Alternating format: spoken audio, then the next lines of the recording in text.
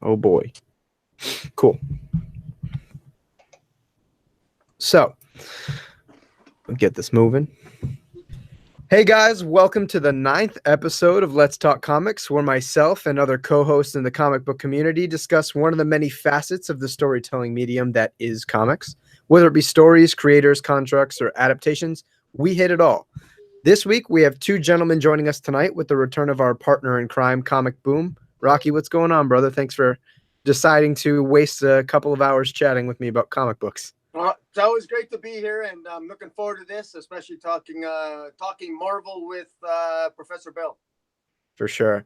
And for the first time on the channel without technical difficulties, we have a special guest and the premier comic book educator at the university level, Professor Bill from Comic Book University. Glad to have you on, man. Hi there. Cool. Well, per usual, we'll get started with our pull of the week. For those of you watching for the first time, we basically just each give up or not give up. Each of us present a book that we're either really excited to read this week, if we haven't already, or a book that we've read from this week that we love. So seeing as it's Professor Bill's first time on the channel, you have a book that you're really excited about for the week? No, I don't see this as being my first time on the channel. I know it technically is because the technical difficulties wound up having to go to Joseph's Books things instead, but no, I don't know. I still feel like we've talked. Well, we have, but I don't think any of them have aired on the channel. No, exactly. It wound up going over to Joseph's Books instead. Yeah. Whatever. Yeah, I don't know. Well, let's start with the first one. Let's start with Venom. Venom was the first one, right? For Venom Annual start this weekend. Oh yeah, I guess so. Yeah, I believe Venom was first, and then immediately followed the next week or so with the Avengers, if I'm remembering correctly. Mm-hmm. Yeah. So is that what you're saying, or what? Oh no.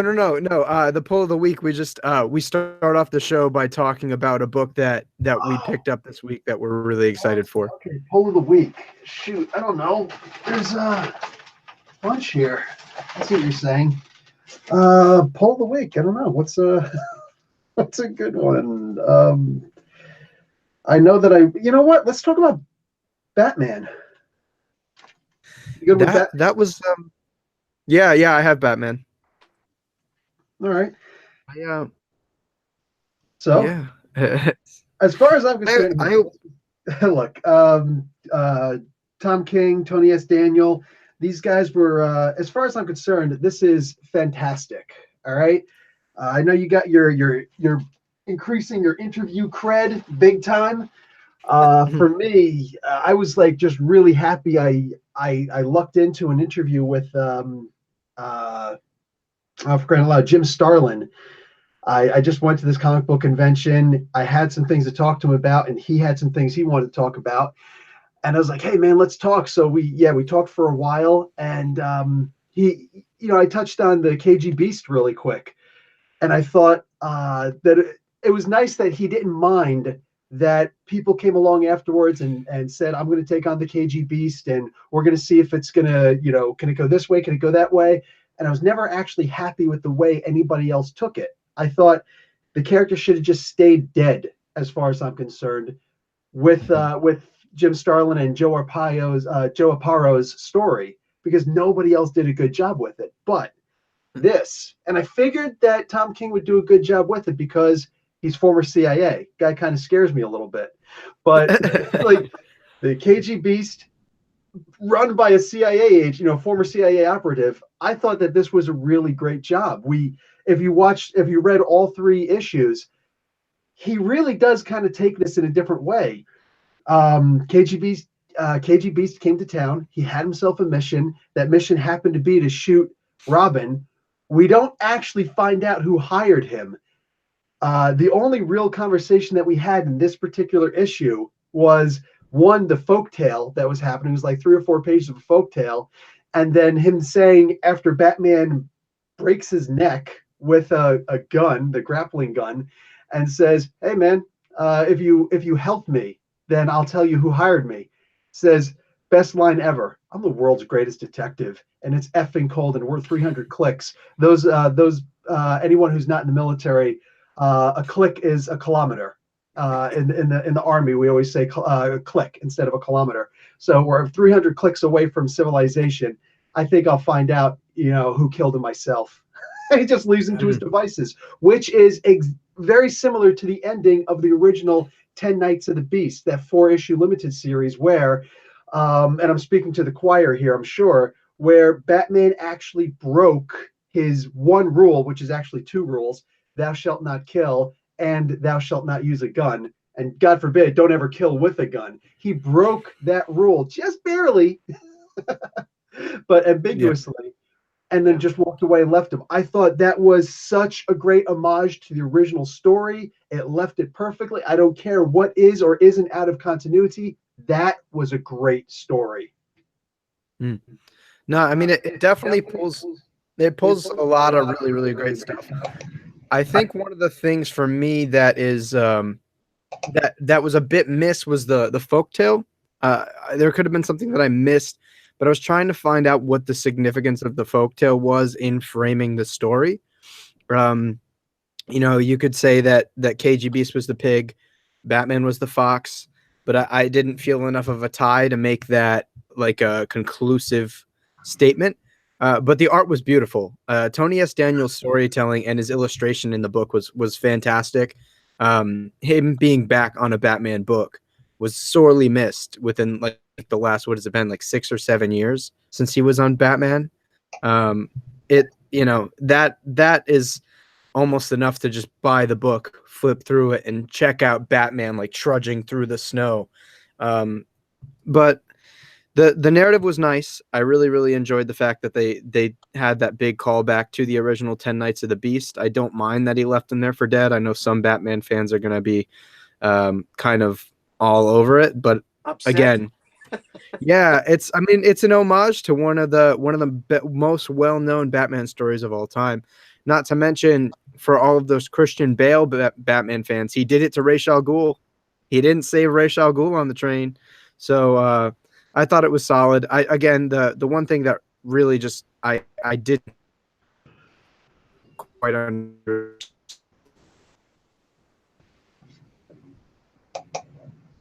But Boom, did you read Batman this week? Yes, I did. And just for what it's worth, Russian folklores are known for not having a point. They actually don't have a moral. Russian folklore their stories that are just told to entertain, but not really to have a moral, generally speaking. And I think that the purpose of that folklore tale was that Batman and that it was sort of pointless. All the animals were trapped in the well, and they eventually all killed each other. The fox basically talked all the animals into killing. He ended up killing all of them, or talking them into killing themselves, and then he left. I think that's reminiscent of how it represents the differences between Batman and KG Beast, because KG Beast's father and Bruce Wayne's father were very, very different. They had very different fathers, because Batman, when he's trapped in the well of his life, he surrounds himself with friends and he helps them. And that's his strength. Whereas KG Beast kills all his friends. He's the one that manipulates them and kills them. KG Beast killed his family. He killed his sisters. He killed his father. Whereas Bruce is the opposite. It's because he experienced at the young age that he's the opposite of that, and he takes the different path. So I think that's where the analogy comes in, if I was to venture a guess. No, I mean that's fair. I think at the end of the tale, though, it was left ambiguous as to whether or not the fox was able to get out of the hole. Yeah, well, fair enough. Just like it's ambiguous whether or not KG Beast is going to survive, right? True. Or will Batman ever get out of his slump? That's true too. Yeah. See, that's the thing. That you're 100% right about the stories, the folk tales of Mother Russia. They don't necessarily have to go anywhere. So likewise, just as the death of KG Beast is ambiguous, so too is the story ambiguous. So too is this a metaphor? Is it an analogy? Why exactly was that story told? The idea is, with the manipulations happening, with these people acting within their nature, with the debauchery, the trickery that's going on, will this actually, will these people actually be able to get out of their hole? Who is who? There are five characters in the story, in the folktale, but only two characters in the main story. So nothing's going to line up. There's no way to use math to make that add up in some way, shape, or form. It's just the idea of this is going to suck. how are we going to get out of this hole that we're in? No, that's fair. I honestly like that. I think that brought a little bit of context to it, but overall, Batman 57 was. I think this arc was good. It didn't seem like Tom King kind of tried to do too much out of his wheelhouse. So, yeah. Boom. Did you have any particular books you wanted to discuss before we got onto the topic? Well, I guess I can stick with Batman too. I did enjoy. I was gonna just pick a Marvel title this week, only because we're talking Marvel, and I actually enjoyed The Life of Captain Marvel. I thought that Margaret Stahl continues to do a pretty good job. I'm not as familiar with the backstory of Captain Marvel, but I quite enjoyed it. I thought her mother was kind of kick-ass. I thought the art was pretty good. So yeah, I was very pleasantly surprised. That's good. No, I mean, I haven't been reading the titles. Captain Marvel, Carol Danvers has never really been one of those characters that I've been drawn to. But maybe it'll be in the case of the movie, I'll get so interested that I'll have to check out some new stuff. Yeah, I actually find her more likable now, more likable than she was in Civil War 2. They've given her a little bit more character. I like the fact that we know her family a little bit more now and her background. So I like it. Margaret Stahl has done a much better job than she did when she was writing the series post Secret Empire. That's good to hear, because Civil War 2 made her she was like the Gestapo. I wasn't feeling it, so I'm glad that they're doing something to humanize the character. For me, I'm gonna stick with Justice League Dark. I haven't read this week's issue yet, but the series hasn't done anything wrong by me. Every issue I've read so far has been fantastic. The art by Alvaro Martinez is amazing. I think that he's going to become maybe not like a Jorge Jimenez kind of rising star, but I think he's definitely going to be rising through the ranks via Justice League Dark as one of the bigger guys in the game today. I certainly hope so. Just on the quality of him as a person. I had the fortune of meeting him in New York a couple weeks ago, and he was a really, really sweet guy. Took the time to do head sketches for people. I was, for those of you, I don't know if I showed it on Boom's channel last week, but he did this cool little head sketch of Tim Drake for me, and just a super, super authentic guy. So, and again, James Tynion's great. The storytelling is really interesting. It finds a way to draw in a lot of the history of DC's mythology, more specifically in the more mystical aspects of it, and makes it accessible to people and just generates a good, fresh story. So I'm really excited to read this issue, and I can't wait to see where they go from here. Right on. But, do you guys have any thoughts? Professor Bill, any thoughts on JLD before we move on? Oh, well, I don't get a thought on Captain Marvel. Oh, true. You have as many thoughts as you want, my friend. As far as Justice League Dark, I wasn't reading it at first because I am so adverse to apes in the comic books, especially with DC, but including with Marvel. Like, there's just so much, man. One of these days I'm going to get into it. Oh, man, the moon is looking sexy tonight. How you doing? Oh, you can see Mars. Nice. You see how easily I'm distracted? Squirrel. So on the moon. So what do you call it? There was just a time when DC Comics wound up having, I think it was like upwards of 5 to 9 different people, or 5 different comic book covers that had apes on them somehow. This was back in the 80s, if I'm remembering correctly. And for some reason, the sales jumped massively for DC for that particular month. So they looked at it as, it must be the apes. So everybody just started doing apes, apes, apes, apes, apes, and everything in freaking DC Comics was apes. And I'm like, it's the freaking DC publishing of the apes. Forget about the Planet of the Apes. It was ridiculous. I was disgusted, but somehow they just kept on doing with it. We got Congo Bill and all these other characters. I'm like, dude, this is stupid. This is stupid. So I saw Detective Chimp, and I'm like, I'm not interested. I still have ape aversion in comics. I can't stand it. So I didn't bother to read it. But then people started saying, Professor, you gotta get on the comic. I was like, all right, fine, shut up, I'll do it. So I got bullied, I got strong-armed into it, and damn it, it was good. So I'm really mad at the alumni, the Comic Book University alumni right now for doing that, because it is actually really good.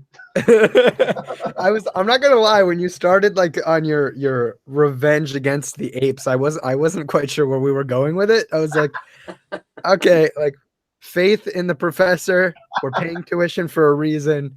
Let him stay his course. Tuition free. I pay in likes and subscriptions. Okay, there you go. And then as far as Captain Marvel was concerned, I'd been saying it for a while that Margaret Stoll does not yet have her comic book voice. That's why I didn't like her previous work, because I read a lot of comics. I read a lot of novels. I think I read too much. So when I read her work in comics, I can tell she's still writing with her novel voice. You know, we can read like whatever I'm going to pull out here. Oh, gee, happens to be an X-Men book, but like we can read a novel and we're golden. You know what I'm saying? Because it's just continuous and you're making up a lot of stuff in your head. But when you're reading a comic book, that's a very visual media. You know, it's one of the reasons why nobody likes it when you change the ethnicity of a character in the comic books, because no, there's no question. You know, there might be some question of how Voldemort looks until the movie comes out, or how, you know, this character in that book looks until the movie comes out. But and that's the reason why in the movies people will be like, no, I read the book and it was better, and the character doesn't look like that, actually looks like such and such. But comic books, it's right there. So while it may seem very immature for a lot of people to say, no, why do they make Johnny Storm black? You know, well, but Michael B. Jordan is a great actor. I don't care what kind of an actor he is.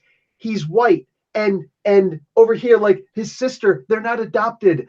So I could see why there's a problem there.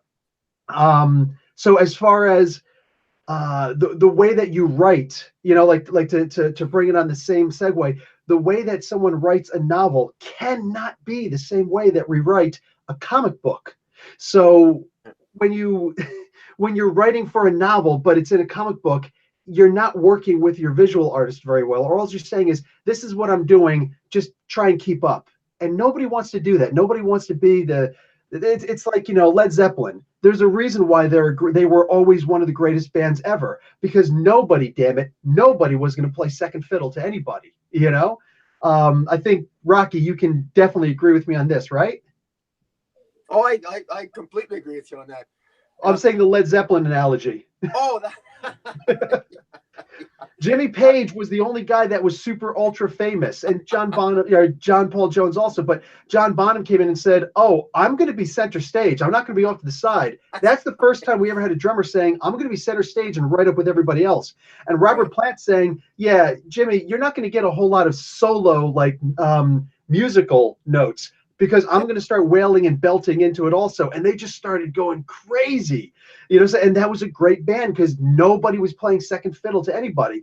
So likewise, in a comic book, no artist wants to necessarily play second fiddle to a writer. So I think that with the Life of Captain Marvel, Margaret Stoll finally got her comic book voice, and she's writing comic books instead of novels because she wrote, I don't know how many people know this, she wrote Black Widow Forever Red. That was a novel. And she wrote a follow-up novel also. I can't remember what that one was called because I didn't read it yet. But those were incredible. And I would love to see her write a comic book for Black Widow. Now that, you know, there's a new Black Widow title coming out, I'm hoping she's on it.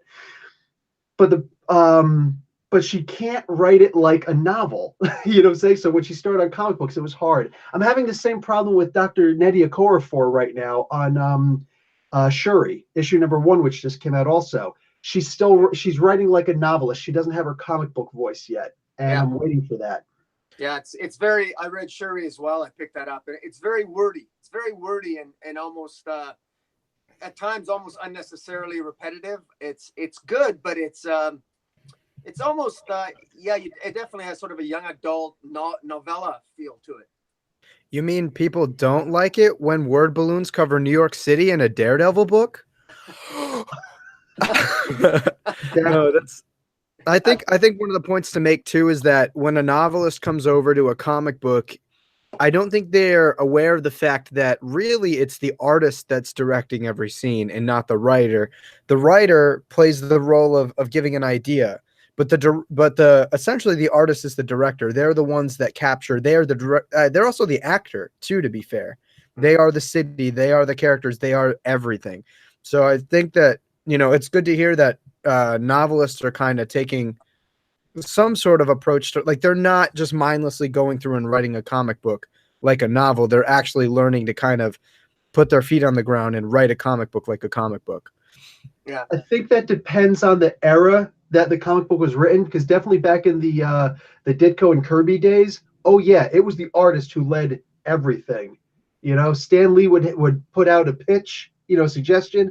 The artist would do everything, and then then the writer would come back and be like, okay, now let me fill all these in. But then later on, the writers started taking over, and then Jim Shooter days, no, now the editors were in charge. Yeah. And now we're in kind of an interesting position where Scott Snyder just touched in this recently. The I was scripting. just going to mention that. Yeah. Exactly. The Marvel way as opposed to the full script way. So there's multiple approaches to doing it, but the Marvel way does. Sorry, I'm not getting, mind you, it's not the Marvel way versus the DC way. It's it's always worked Marvel way versus the full script way, and the Marvel way has always worked better. Yeah, I mean, I think that's more of a. It depends on the creative team, There are some, like he had said in that video, that there are some artists that like full script. I think that most of the time the best comics come from a mean point where you're giving equal hands in the storytelling, whether it be the visuals, the direction, the narrative, and the narrative's usually the writer. But I think you get what I'm saying here. I don't think either, because I think in either ball court there are going to be those extremes. So I'm a bit of a cop out in saying that finding that middle point is going to be the best for the storytelling, in my opinion. Agreed. You ever notice in the New Age of Heroes, the artist and the writer are flipped? Everywhere you look in comics, the writer is first, then the artist, penciler, and whatever else that penciler is doing. But in the New Age of Heroes, the artist is credited first, and then and they're both credited as storytellers. Right. I like that. I like that a lot. I will say though, if I were a newer comic book fan, I would probably prefer the more traditional writer artist getting separate credits, because I would have no idea who the hell is doing what. And then you go on the internet and you're like, wow, Dan DiDio drew some really great pages of Sideways, Indeed, he's such a great artist. Yeah. So for that sake alone, I would probably say keep it traditional. But I do like the I guess the symbolism behind just crediting both the writer and the artist as storytellers, for sure. But unless you guys have anything else to say about that, we can get on to tonight's topic. Sounds good. Cool. Alrighty. So for those of you who have looked at the thumbnail, the title, or don't have any idea why the hell you're here, we're talking about Marvel's Fresh Start Publishing Initiative. And now that we're about 6 months in, myself and these two gentlemen figured it now would be a good time to kind of gauge where it's going, where we think it's going, how the books are doing so far, and our thoughts on it. And I guess it's appropriate to start the conversation with the Avengers. It is the big flagship title of the Marvel Universe, written by Jason Aaron, who has been consistently one of Marvel's best writers for a better half of a decade, and artist Ed McGuinness on most of the books, who is a longtime favorite of modern comic book fans. So either you gentlemen want to start the conversation? No. Okay. Well, that's it for tonight, folks. Well, I can start it. I'll start it off. Sure. I'll start it off by saying this, just to remind people where Marvel was at in 2017. it Mhm. was somewhat depressing, at least from a PR standpoint. Marvel, they had an editorial change at the end. Axel Alonso was let go. CB Cebulski was brought in, and Marvel, uh, they had their Fresh Start initiative, and that was in May and of this year. And I think if you always want to, just like it's sort of a life lesson, if you want to know what somebody's agenda is, you only need to know what they're focusing on, and it's quite clear what Marvel's focusing on. And in my opinion, it's working rather well. They definitely went back to the basics for the most part, and I think starting off with the Avengers is a good example. I mean, bringing the focus back to Tony Stark, Odinson Thor, Captain America. You got Banner back as Hulk. Doctor Strange, Logan back as Wolverine. My God, you got Black Panther, and then you got all the classic, everything that made Marvel great. And I don't think it's a coincidence that the core Marvel characters are also what's made the $1 billion movie so bloody successful.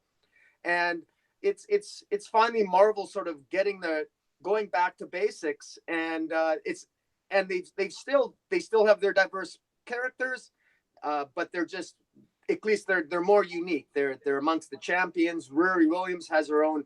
She's got a new costume. She's got a new comic coming out. You got a slew of other characters that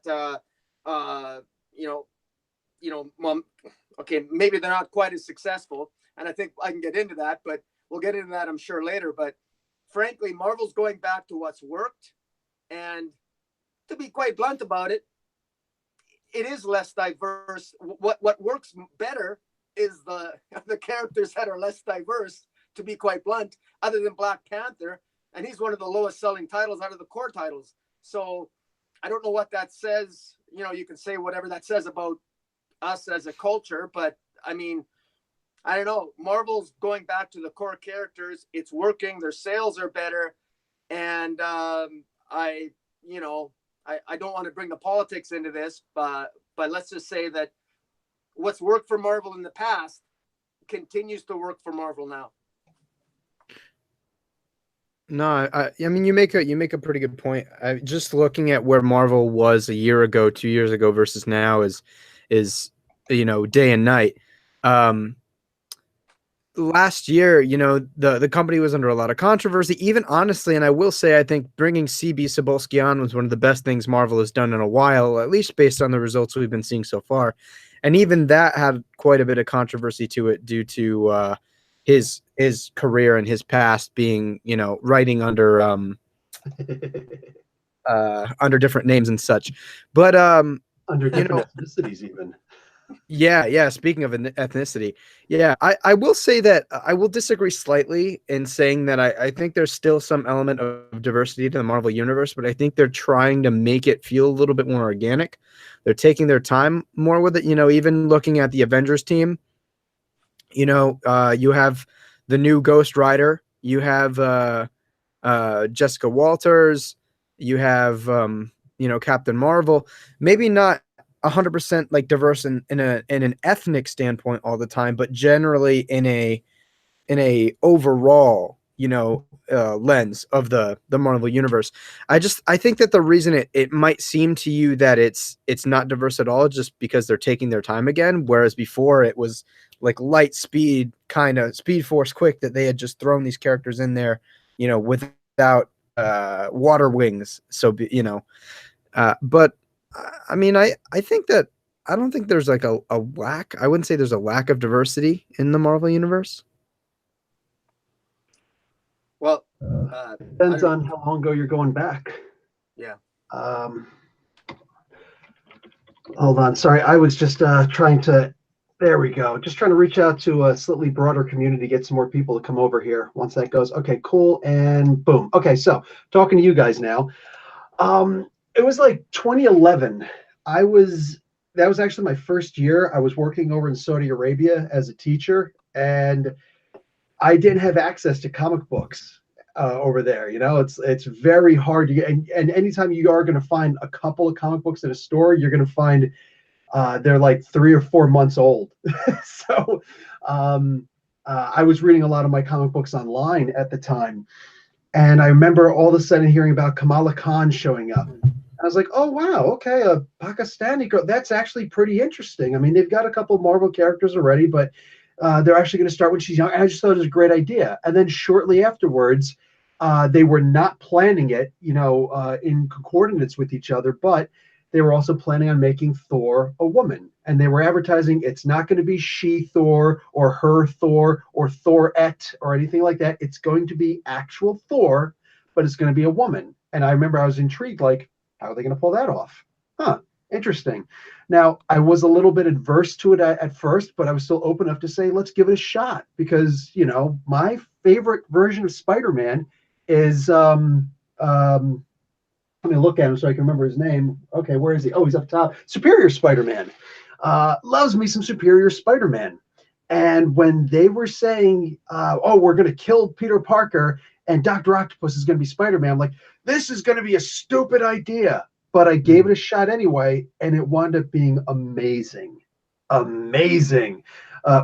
Or superior. I mean, however you want to look at it, but whatever adjective you want to, chuck in front of it, that's what it was. It was fantastic. So, I figured, hey, they want to do these new characters. I'm willing to give it a shot. Miss Marvel proved that it was going to work. Long run, it turns out that Thor, as Jane Foster, worked because it was Jason Aaron was just so good at this. He knew what the heck he was going to be doing. Dick Fillmore, bite me in the chat. But like for all intents and purposes, man, it was great. The problem is everybody else said, hey, that stuff is working. I'm going to do it too. And that's something that Marvel is guilty of throughout their creation, at least since the 80s. You know what I'm saying? Oh, we're going to do something. That worked. Let's do that too. That's always happened in the comic books. Look at how many versions of Superman we have in Marvel. Like every single person here can think about it. And if you can only name 5, you're not a very big comic book fan. How many different versions of Batman do we have in the Marvel universe? If you can only name 10, those are only the successful ones. There's a whole bunch of unsuccessful ones also. So there's a whole bunch of these characters that they're just like, well, let's just knock this one off too. And DC's done the same thing, but DC's always been a little bit more conservative in their writing and in their character, depiction. There's a reason why the Holy Trinity is pretty much all they'll ever make movies about. You know what I'm saying? True.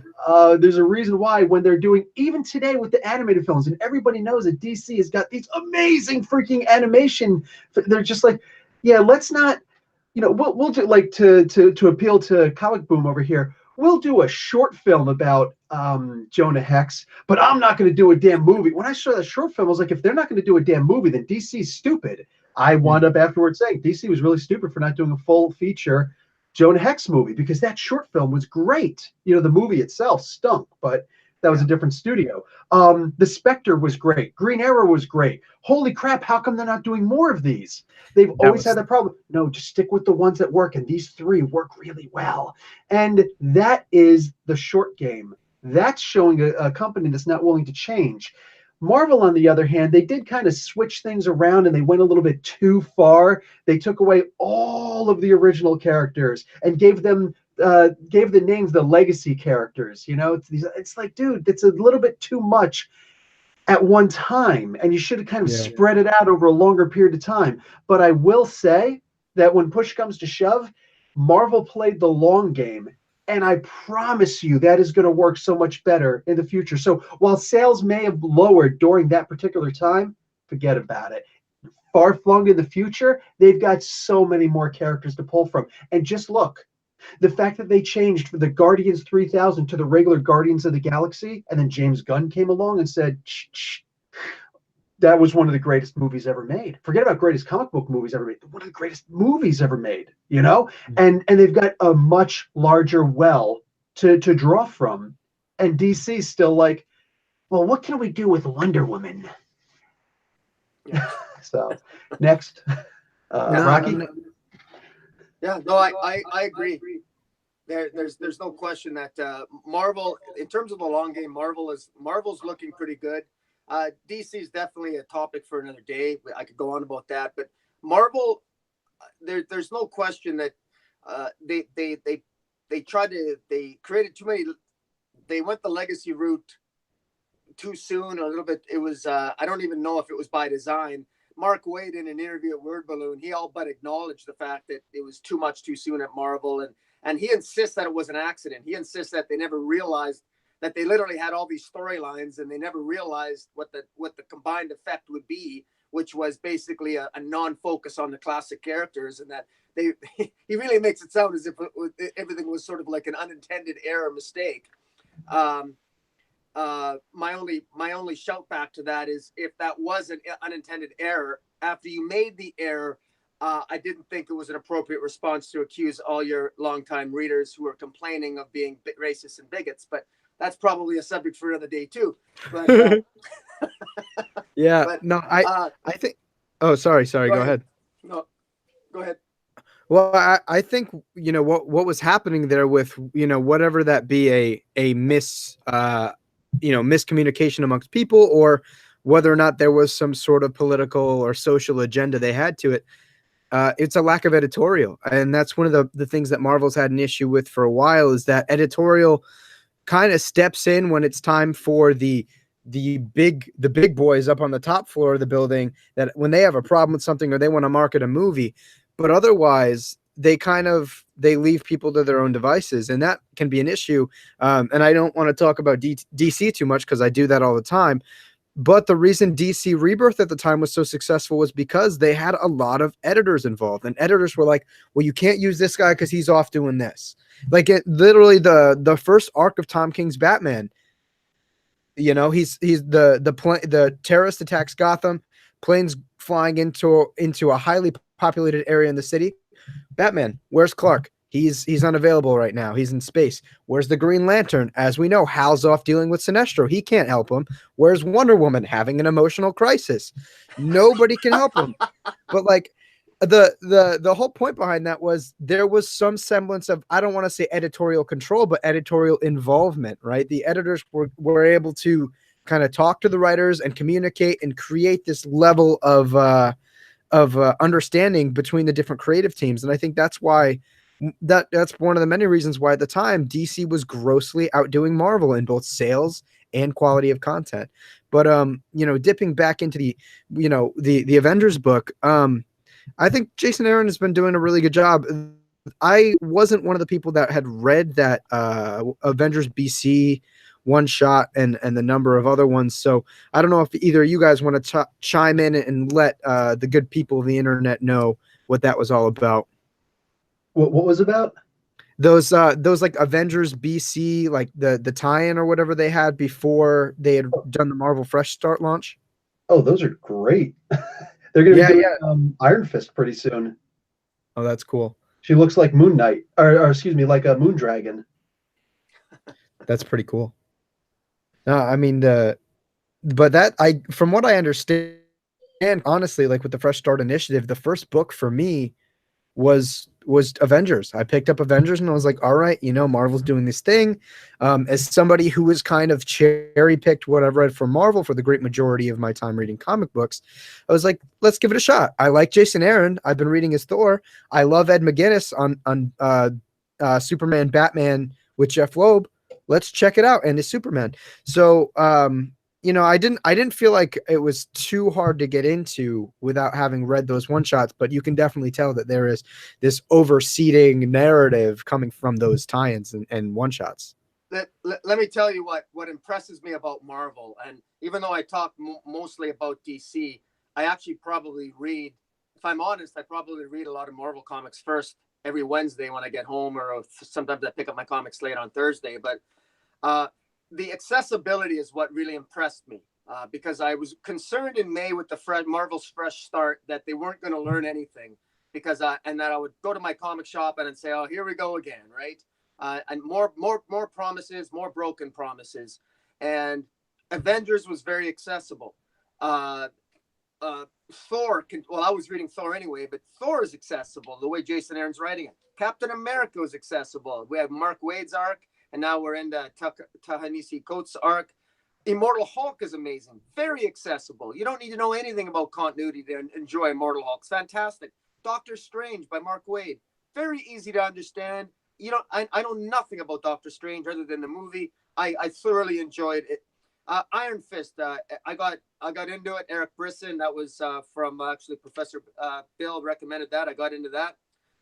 Black Panther's easy. Thanos and Venom. I mean, where Marvel really impresses me with most of their titles, except the X-Men, is that all of their titles right now, the vast majority of them, I find to be surprisingly accessible.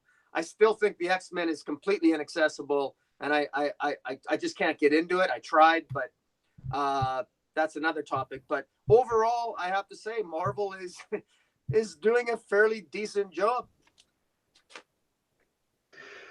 The new X-Men comic book that's going to start pretty soon. They're saying that that's going to be accessible.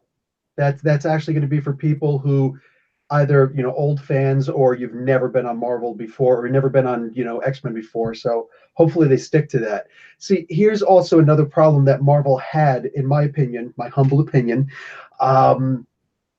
DC does reboots about every 5 years. They have a crisis, even if they're not technically calling it a crisis anymore since Final Crisis.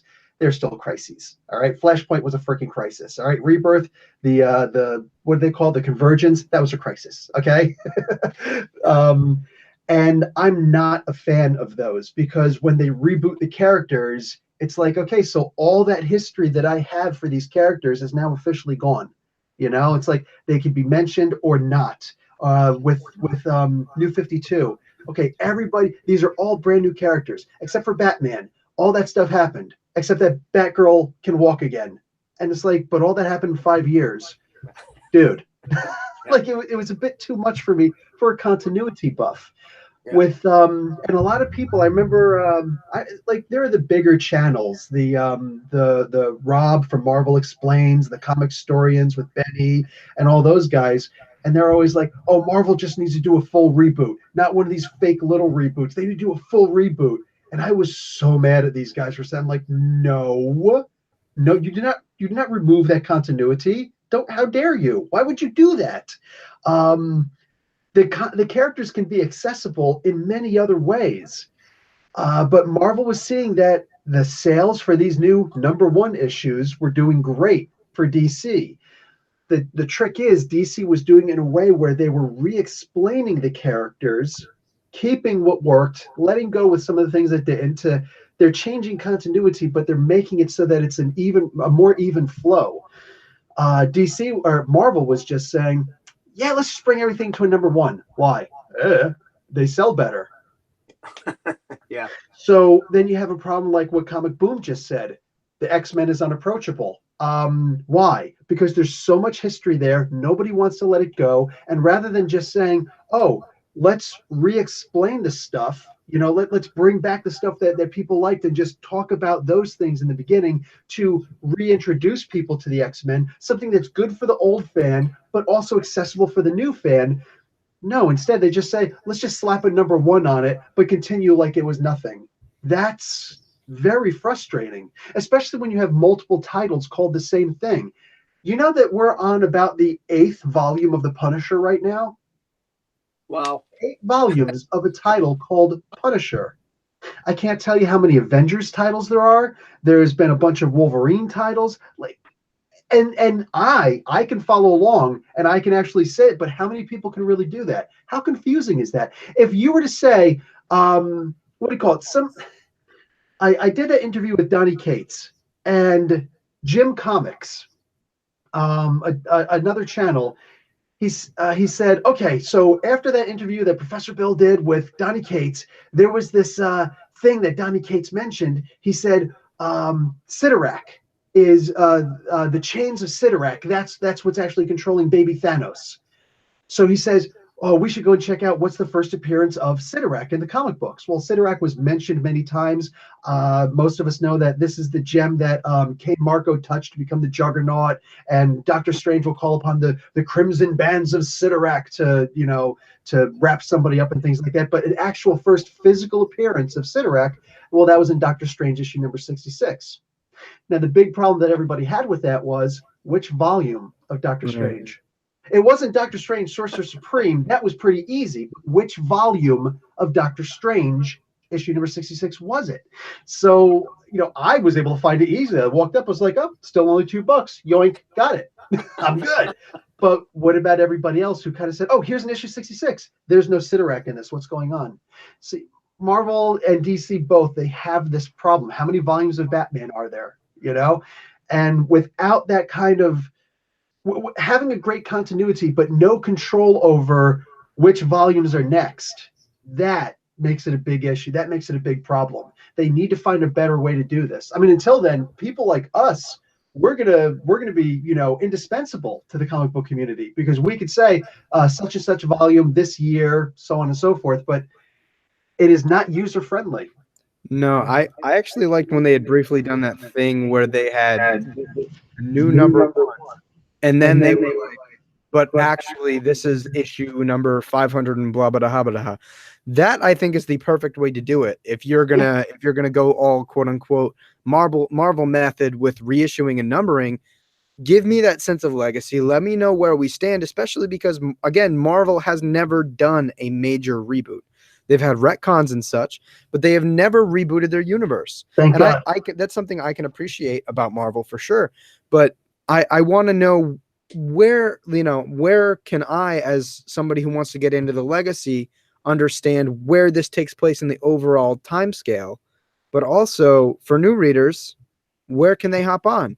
Where can they get a feel for the character? Or are they just going to be left to subjugate around Comic Vine forums and Reddit and such,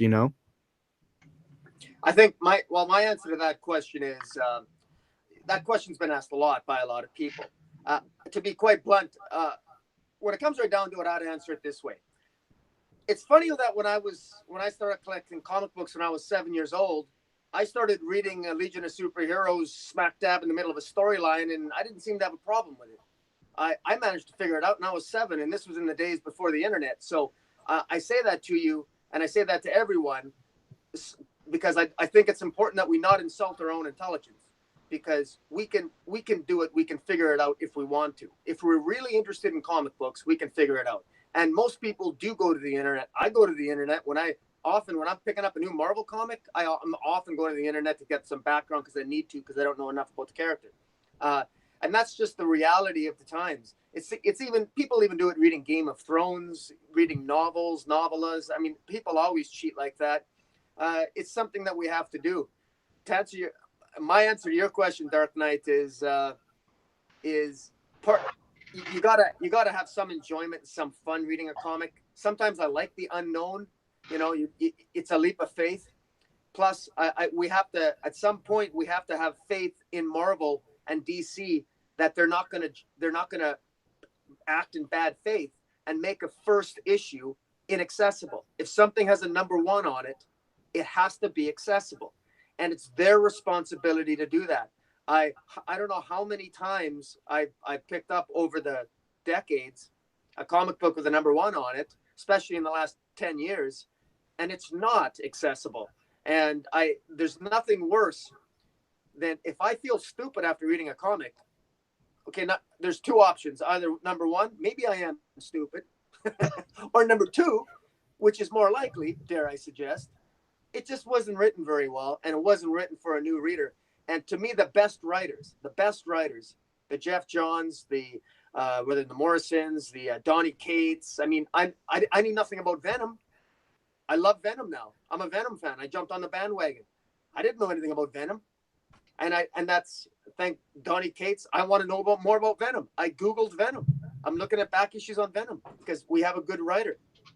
It all comes down to the writing, I think. I think that helps. What is it? Okay, I'm gonna be really facetious when I say this. A guy like me, I've never had a problem picking up girls, but one of the reasons why I always say is because I'll ask 50 girls, and if 5 girls say yes, that's good. You know what I'm saying? Like the whole idea of men are used to rejection, right? But on a better note, I could also say that a better looking guy or a guy who's in sports obviously has a bit of an advantage. You know what I'm saying? So when you have like, a good looking guy who's going to give advice to dorky guys on how to get a girl, it's like, dude, you were born on third base. You think you hit a run. That's not the way the world works. So that's a gigolo. Yeah, that's in the chat. Dick Fillmore calling out Bill for being a gigolo before his time as an educator. Okay, now you just literally threw me right off my game. I need to stop reading the chat.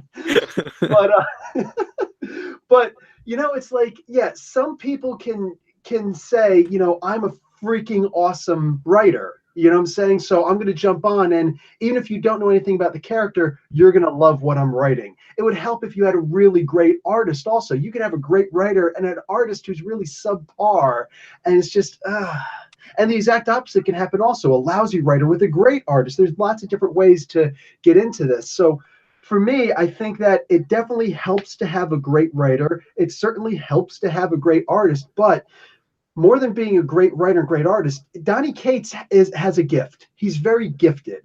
You know what I'm saying?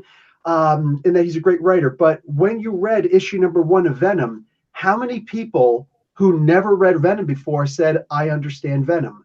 Nobody. Because it completely switched up the idea of Venom. You're not going to really understand his Lethal Protector days, which up until issue 1 of Donny Cates' Venom, Lethal Protector was the what do you call it? The golden paragon of what Venom comic books were. The original first appearances of Venom. Those were the great ones where he shows up at Aunt May's door and Peter's like, and he's talking to Aunt May, and that terror of him, looking at Peter and saying, I'm going to kill your Aunt May. And Aunt May is right there, like, she doesn't know what's going on. She's like, oh, this nice Brock boy, what's going on? And he's like this, and he's reaching over to choke Aunt May. And Peter's, behind Aunt May's vision, trying to hold his hand back, but he can't. Even with both hands, he can't do it. And then just when he lets go, that's when all of a sudden Brock lets go. We don't know about any of those stories from reading Donny Cates' Venom. We don't have those amazing stories that made me go, I just broke my comic book because I'm squeezing it so hard because I'm so in love with this stuff. The stuff that inspired Donny Cates when he was 4 years old. We don't have that. We don't have any history, any backdrop for Venom. So Cates is an amazing writer, but he did not give us the previous Venom. He didn't go into any explanation there. So it's kind of, Venom is too easy. The current Venom story is too easy. But like if you have a story like, let's say, Avengers for Fresh Start, they just came off of a fantastic 16-issue storyline with No Surrender, where you had Mark Waid on there, Al Ewing was on there, and Jim Zub was on there, including a slew of amazing artists. So when they fresh started and made the New Avengers, they were sitting down at the bar. And they were talking, the three prime, the holy trinity of the Avengers. They were talking, and you got some of the history in the background. Jason Aaron did that for us. So if you're a new Avengers reader or an old school Avengers reader, you understood what was happening. And that is the difference between being an amazing writer and also somebody who's going to give us the background that we need to feel as though I can jump on this one. We're good. No, I agree. I think that's kind of where some of the writers are taking things in the right direction right now. For me, like I had said earlier, I've kind of cherry picked what I've read from Marvel, stuff that I'll see online that people suggest, or stuff that's related to bigger events that are coming up. Before this Marvel Fresh Start, I had really only read maybe Hickman's Avengers and Bendis's Avengers, which, while great, doesn't give me a hell of a lot of background considering the Avengers have been around since the 60s. Going into this, I felt pretty good. There's some contextual things to be learned because of the Avengers BC storyline that had been going throughout these one-shots. But even though I didn't know it, I didn't feel like it was 100% necessary. I'm sure if I did read it, it would have elevated the story for me, no doubt. But me walking into this, I'm like, okay, I like Jason Aaron. I like Ed McGuinness. let me read this book. And I was able to get that done even now. I'm enjoying the story. I think that, Jason Aaron has a pretty good understanding of these characters, and the diversity in the cast of Avengers, I think, is great. I don't think if you had asked anybody a couple of years ago when they had introduced the new Ghost Rider, I don't think anybody, if you had said that he was going to be an Avenger, I don't think anybody would agree with you, and everybody would look at you like you're crazy. So, hats off to Jason Aaron for doing what he's doing right now, because especially with, a team book with such a large cast, I think it can be difficult for new readers to hop on, because you're always asking, okay, like, what's going on with all these different people? Cap has something different. Iron Man has something different. Why are they here? This, that, and the other thing. And going into this book, I didn't ask that. I'm like, well, why are these giants falling from the sky? Tell me more, Jason. So I think that overall what's going on in Avengers is ultimately moving in the right direction, especially for me, like I said, as someone who's only cherry-picked Marvel books. Exactly. You're talking about these giants falling from the sky. Well, that's Aaron having Loki give that exposition where it's talking to everybody who's reading. Old school Marvel fan, I understand the Marvel cosmos. Not only do I understand the main players in the Marvel cosmos, I know who created all of these characters. You know what I'm saying? But someone who's looking like these are big giants from the sky. They're called Celestials. What's a Celestial? Jason Aaron had Loki explain that. So that exposition was for the new reader, the old reader, and everybody in between. And that was masterful. Another good example, I think, is Al Ewing's Immortal Hulk. Yes. Comic Boom was just talking about that, how, he jumped on and all of a sudden like, oh, this is really good. But anybody who's never read the Hulk before and jumped onto this comic book, Immortal Hulk, and says, this is really cool. Has the Hulk always been like this? No, he has not. But anybody who has read the Hulk before, first off, somebody who's looking at the Hulk and seeing, oh, what's this green door thing? Oh, what's this new version of this monster that he absorbed from Sasquatch? What's going on here? For them, it's a mystery. For me, I've read this stuff before. I remember volume 2 of Hulk, not the Incredible Hulk, where was it Peter? I think it was Peter David who created the idea of the Devil Hulk and the Guilt Hulk, and had these two fight with the regular Professor Hulk, not to be confused with Professor Bill. And then the Guilt Hulk and the Devil Hulk combined, and now all of a sudden this is what we're dealing with, and it's like, holy crap! And it's amazing. So there's something for the old reader and there's something for the new reader, and it's exciting for both. And that can't be an easy thing to do as a writer. Especially too with a character like Hulk that people really don't give the time of day. Myself included, up until Immortal Hulk, I had only read World War Hulk. That's it. That's the only Hulk-centric story I had ever read. I didn't care to read it. I owned Jeff Loeb's Hulk run because I had bought it in a big lot of comics, but I haven't gotten a chance to read it. And so when this book came out, I'm not going to lie, I saw the Alex Ross cover. I was like, holy shit, this looks great.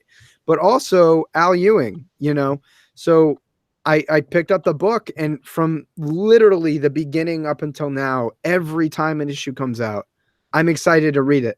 If you had asked me when I first got into comics, or even just starting to get into Marvel, if I ever thought I was going to be really into a Hulk book, I would have told you that you were crazy. I would have told you that Hulk is a lunk that nobody knows, anything about, nobody cares to know anything about. He just likes to punch things and smash, and occasionally on the silver screen throw Loki around like a rag doll.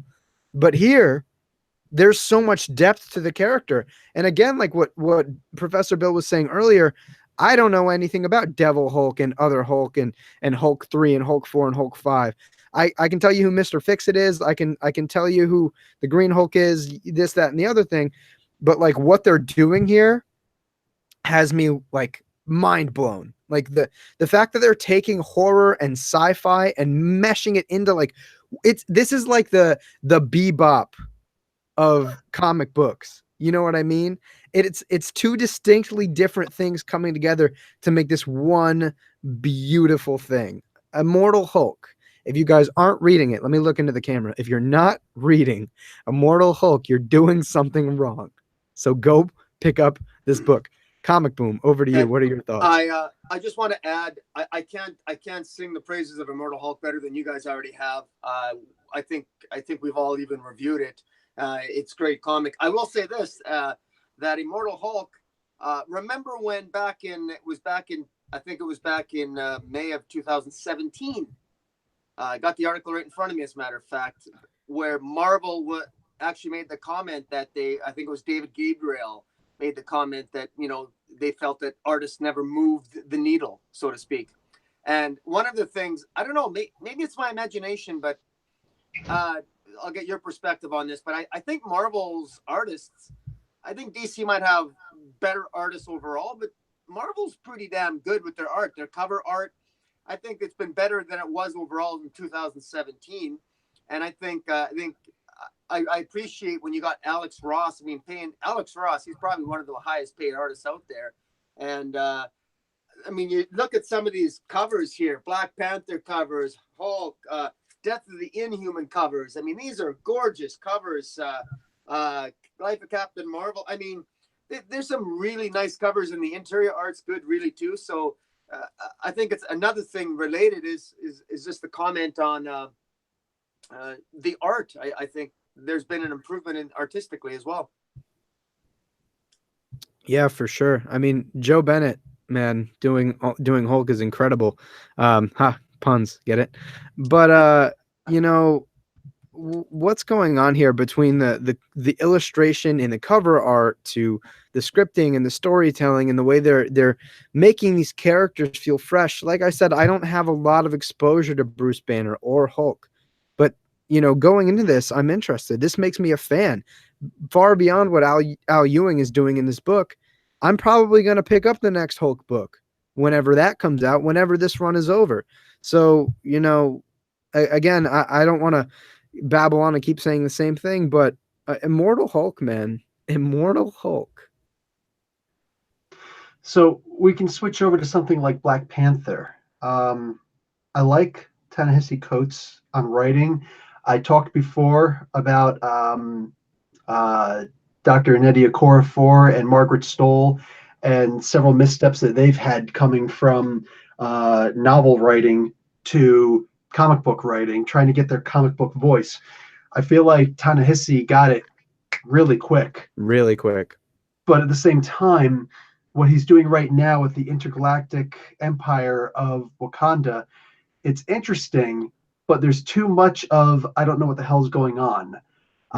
Literally, if you read Shuri issue number 1, then it confirmed for me what I already thought, that this was T'Challa who somehow went into the future. He transcended time and space, and we figure out how in issue number 1 of Shuri, just came out this week. We now understand that's exactly what's happening. And he went with Manifold, go figure. But it's so confusing that if you're a new reader or an old reader, somehow you're in the exact same situation. You're reading this going, this is really cool, but what the frick is going on? So I think, that's perfect because the main character doesn't know what the frick is going on. And that's a trope in writing that I think a lot of people, they know whether they are attentive to it or not. I think that Joseph Books, who's in the chat, Sepretta, I think that he'll understand because he's written several novels before. I think that the idea is that if your main character knows less than the reader, then the main character looks like an idiot. And you're saying, this guy's stupid, I don't want to read him. If the main character knows more than the person who's reading him, then suddenly the reader feels like an idiot. To go back to what ComicBoom said earlier, just a confirmation of that. But if the reader and the main character are both in the exact same situation, they both have the same questions, they both get the answers at the same time, damn it, man, I'm in the book. That's a book about me, and that's the way you write. And Ta-Nehisi gets that better than most people get that. Yeah, I would add to that.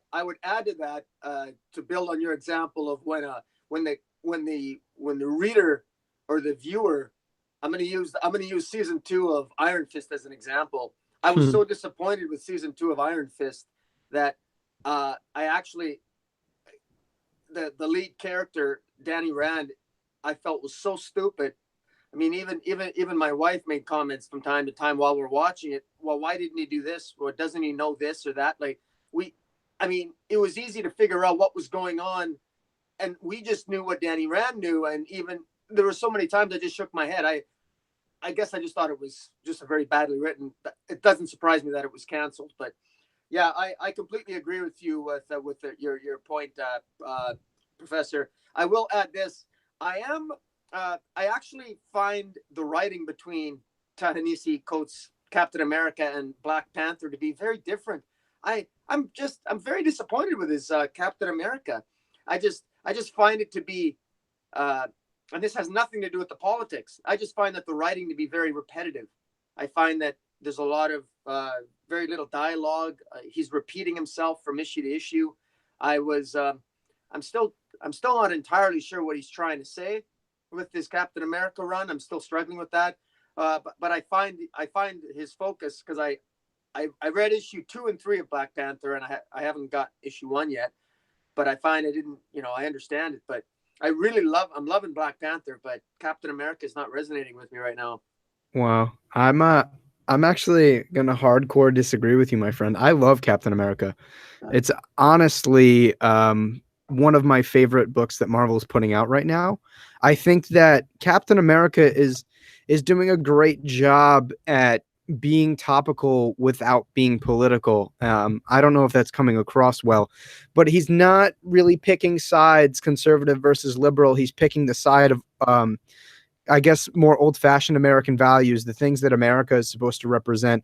And it talks a lot about loyalty and the people's loyalty to a belief, a loyalty to morality. And again, Captain America's loyalty to America and everything that defines, the most positive image of America. He does not fight for the nation America. He fights for the things that America is supposed to stand for. And that's why, for me, it's so powerful, because they're looking at it in different lenses. The first issue we pull up with General Ross. Second, I think it's the second issue. We get literally a small town American Joe, kind of framing it from the description of small town America. Largely forgotten by the government, largely forgotten by the populace. They're kind of left to their own devices. And in a post-Secret Empire landscape, these people have nothing to depend on but what Hydra was providing for them. And even though they didn't agree with their methods, ultimately they were the ones that gave these people the most, I guess, progress. They gave them a step up. They gave them a direction. They got rid of, they almost obliterated crime. And now we have this new cabal of people supporting them. And, at this point, they're surviving. It's natural selection is all it is. And they have to do what they can do to survive. So for me, you obviously have an opinion to like or dislike Captain America, but I think it's fantastic. I think that it does a good job at framing everything that's going around and having a real topical discussion about loyalty, about what is America. Is America this ideal, or is America a nation? What does Captain America represent? Somebody without a country. The thing I like about this is, even though he's a Captain America without a country, they're not making him nomad for the sake of nomenclature. He's still Captain America because he represents the very grounds that America should be standing on, and the thing that made America, quite frankly, a world superpower. So, and not to mention, the art is amazing. Lanil Yu, awesome killing the book. I think the direction's good, dealing with relationships. I mean, again, you're more than entitled to your opinion, but I love Captain America. I think it actually blows Black Panther out of the water. I find that it has more focus to it. Yeah, if any book is going to get political, it should be a Captain America book, more than any other book across any other publishing house, in my opinion. Like you were saying, Hydra was very populist. They said, let's sate the average American, the average person in the world. Let's just give them what they claim they want. Let's make the schools better. Let's make, let's give them like free healthcare. They might as well be saying, say like there all these things that a populist would say or do. That's what they're doing. So that this is the distraction. Keep paying attention to this hand so you don't know what this hand is doing. And that's the glamour of it all. You know, everybody's kind of like, what's going on? So saying quad, you're freaking hysterical. Yeah, with Captain America doing this, like there's a great intrigue inside is right now with issue 4 that just got released is what's his name, Ross, actually a bad guy? Was he mind controlled somehow? Like, is Dr. Faustus going to show up somehow? Because we're delving into the stuff that Remender has written. We're delving into the stuff that Brubaker has written. We're delving into the stuff that all these amazing writers have done. And for the sake of conversation, yes, Spencer and Kirby and Lee, all these great stories. Ta-Nehisi Coates, it's like he took off a couple of weeks and just read through everything Captain America ever and said, yeah, I think I'm gonna do all of this stuff, and just boom, threw it at us. And for people who are old school Captain America fans, this is as nostalgic and amazing as I could possibly imagine it to be. But I don't know where the new Captain America fans are coming from. You know, like I don't know. Maybe they're just jumping on this and thinking, oh, there's too much politics in this. Then Captain America is not for you, because if it's not about politics, it shouldn't be a Captain America comic book. Right, and I think that kind of coattailing off of what you were saying there, Bill, is that fundamentally Ta-Nehisi Coates understands Steve Rogers. Yeah. Like what you were saying with him literally taking a week and just reading through Captain America. He understands this character, and I think bringing Cap back to basics in a post-Secret Empire Marvel is super, super important. While I didn't love the execution of Secret Empire, I think narratively, kind of what we're getting out of the Marvel Universe post-Secret Empire is good. I really like that there's a lot of fallout to what happened, even though I don't love the event itself. But Ta-Nehisi Coates really bringing, Captain America to a place where he has to decide what he wants to do, resting basically on his morals. He doesn't have the government giving him orders anymore. There's no such thing. It's Steve Rogers, Captain America, doing what Steve Rogers wants to do and what he feels is the right thing to do. So story-wise, I think that there's a lot of potential. I've really enjoyed it so far.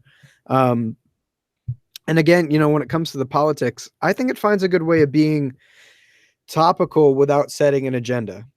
Like I said, it's less Republican versus Democrat, conservative versus liberal. It's more, these are the values that America once stood for. Let's get back to it. I don't give a shit what your political bias is.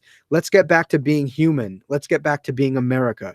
It's just, for me, it's a solid book. I connect with it on a number of levels, and I think that it's really powerful that Ta-Nehisi Coates is able to set out and make this happen the way he has so far. Yeah, like as a guy who's traveled the world, and not just traveled to visit, but lived and worked in other countries, I'm always surprised. Well, I mean, I expect that Captain America is going to be taken with a certain bias when they first see him. It's like, oh, they're going to try and push American, politics on us, American agendas, American blah, blah, blah, blah, blah. And then when they actually see the movie, then all of a sudden there's that new interest, like, holy crap, this was really good. And I didn't feel like this was any agenda pushing in any way, shape, or form. This was just a human being trying to make people human beings again. Like he didn't just do whatever his country said that, they were going to do, because that's always annoying for me. Will you fight for your country? What does that mean? Fight for the local politicians who are in charge now? What does that mean? Right. Captain America asks those questions. What does that mean? And he's willing to find the answers. And that journey, damn it, that's what makes Captain America, to me, like basically Superman's, in Marvel, they're always trying to make the new Superman, but they're doing that with the powers. They've already got Superman. They've got Captain America. Superman and Captain America are the same character, except Superman's invincible. Captain America's not. Right. He's better than you and me. He's physically more powerful than you and me. But well, maybe you, because I'm joking. But but like, holy crap, Captain America is a guy who can be shot. He can actually be a true martyr for his cause. He's like Superman and Jesus with a red, white, and blue shield, man. Like that's that. And if you're writing Captain America like that, damn it, you got it. Well, and there's for me one of the strengths too is how he's portraying Steve Rogers interacting with the people of the Marvel universe. Issue one, he's just consoling, well, part of it, it's not the whole issue. And part of the issue, he's consoling a child who's almost been gunned down by one of the nuke clones with his father. And he's like, I just need you to be brave. Your father needs you to be brave. We need you to be brave. And it's not in like a brave machismo, like concept of male gender. It's just being brave for the sake of morally and emotionally being brave. Just the handle that we have on Captain America here and his ideals delves away from strictly politics to humanitarianism. And that's what Captain America is. He's not just a soldier. He's an American and he's a human. So before I go, off even more about Captain America, I think, in summary, for my long essay here, I think it's a great book. I think, you guys should be reading it. If you're a fan of Captain America long standing, you're going to get a lot out of it. If you're a new Captain America fan, you're going to get a lot out of it, no matter what. I don't know. Have we changed your mind even slightly on the matter, Boom? Honestly, we're living in different worlds right now. Because I honestly, if I was going to recommend somebody read a Captain America, I think Mark Waid's run, despite the time travel, and I had all kinds of issues with that. It was just more blunt and to the point. I honestly, if you look at issues 3 and 4 of Captain America, and I was, as you were giving your reasons there, very well articulated, by the way. You have my compliments. Honestly, it's everything that you said, I would suggest to you is not evidenced by the actual content in the comic book. I say that, like, honestly, I just don't see it. This thing is just devoid of the type of substance that I would expect from a story. To compare this to Brewbreaker's run is I think, an insult to Brewbreaker. This isn't even anything close on the level of the type of espionage and plots and subplots and intricate plots of Brewbreaker's run. This is This is basically Steve Rogers asking a bunch of questions about what it is to be American, and that's it. And maybe that's the intention, to reflect the fact that America doesn't know what America wants to be right now, and neither does Captain America. But just when Coates is about to give an answer that might be insightful, he changes scenes and he's fighting something, or there's a distraction. And just when he's about to say something, or he's got, and he gives it's like he's giving himself a speech. Steve Rogers is giving himself a speech throughout these first 4 issues. And it's a nice little speech, but where does it go? I don't see it. I don't see it. I mean, I always seen it as just a constant reminder of what America is to him, because it's so easy to get lost in the current ongoings of what we're going through now in an American culture war. I think that right now, talking politics with anybody, especially on the internet, has become so incredibly volatile. And that's one of the things that I think he's addressing here in Captain America, is that this shouldn't be so volatile. You can have your opinions, and that's totally fine. But at the end of the day, we're all Americans, and this is what America is. It's not a nation, it's an ideal. And I think I will say this in defense of Coates. I don't think. He had a tough job ahead of him, and any superhero trying to make a statement about what America is, I would argue that Captain America probably might be one of the most difficult characters to write right now, because of the political toxic culture war going on in the United States. So I don't know. I just feel that I just wish, I guess when he's battling, when the power elite took over from Hydra, what bothers me the most about it, I'll put it this way, is that Hydra was so great. They came in, they managed to do all this wonderful stuff. Well, why kick them out then? They're perfect. They're perfect government officials, Oh, but okay, but they kill people. Okay, I get that. So that's a good reason to get rid of them. The power elite replaces them. All these small town people get along fine. They all have jobs. They all have they're happy. They're fine. And so, but the power elite are bad because General Ross is what? Because this Celine girl is what? Like none of these threads are connecting. Like so what? So okay. So if you defeat the power elite, well, whatever the power elite was doing, just get a good guy in and do exactly what the power elite did. Like, is it that simple? That I mean, why is it that only the bad guys know how to govern a country? Like, what are you saying about America? Like, it just, in a sense, you can kind of see his, it's almost as if, what's he trying to say about the rural America? That only fascists can govern rural America, or like because he sort of forces his story, and I don't. What exactly is he trying to say? I mean, Hydra has all this success, but then they're defeated. The power elite comes in. Rural America's happy. Like I said in my review of this, if I was living in rural America right now, reading Captain America, I'd be kind of upset in terms of what the implications are here. But I don't know. Maybe I'm reading too much into it, but the whole thing just seemed like, I don't know. Like if he's going in a direction, I'd really like to know what his conclusion is. But I've listened to Ta-Nehisi Coates on I've read a couple of his blogs, and honestly, some of his blogs are the same way. He's good for a quote, but when you're done reading his stuff, you wonder what it was he said. I mean, you're more than entitled to your thoughts on that, and I can respect it. Again, just as much as you complimented me, you articulated your reasons why and why not, and I think that we all see this character as something different, and I think that we have a right to, just as we do with any other character. But all in all, for me, this story is accomplishing a lot. And one of the things too, because I know some people have been going at it in the chat a little bit, talking about some Captain America runs. One thing I want to ask you guys in the chat. What is your favorite Captain America run so far? Are you like the current run? Are you a Brubaker guy? Are you a Mark Waid guy? Let me know out in the chat.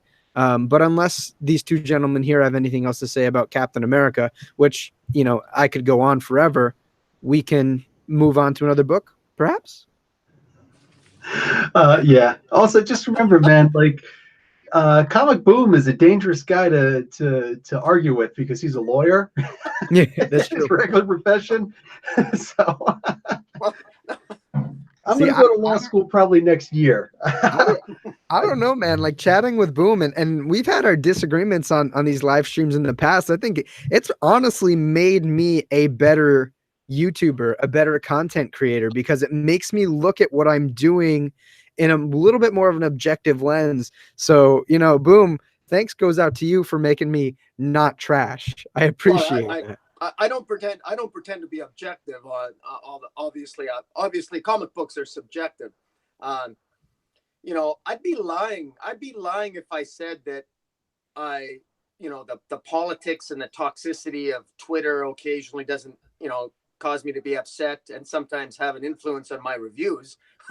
I mean, I'm only human. It happens, and I don't pretend to be objective all the time. But that's what makes comic books fun. So that's why it's enjoyable doing these live streams. And quite frankly, this is ultimately a compliment to Ta-Nehisi Coates. Just as a final word, the fact that you and I can read the same subject matter and talk passionately about two different sides of it, that is a compliment to the writer, because good writers do that. No, you make a very good point there. If you guys aren't reading it and you're even remotely interested in getting into Captain America, definitely, being so early on in the run, go make that decision for yourselves. Go check it out. Don't take what any one of us three have to say as fact. Definitely, it is to be considered, but go make an opinion for yourself. Figure out, what you like in a Captain America, because just like him and any other character in fiction or in anything in general, everybody kind of has their own associations with them. So with Captain America out of the way, I did want to ask you guys, because I haven't been reading this book, the Dan Slott Iron Man title. I've heard a lot of mixed things about it. I've heard some greats. some not so greats. I've been considering picking it up myself. What are your thoughts on it, guys? My thought is that he's also, just really quick, with Ta-Nehisi, anybody's going to be talking about him, don't forget that he's going to play the long game in all of his comic books. True.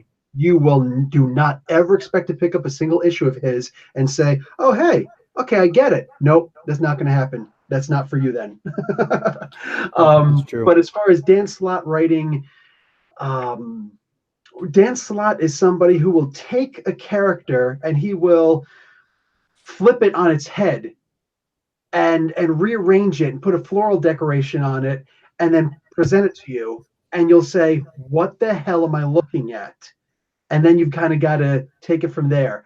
So like he did with Spider-Man, very controversial. A lot of people, oh, I hate it. And other people, no, what are you talking about? I love it.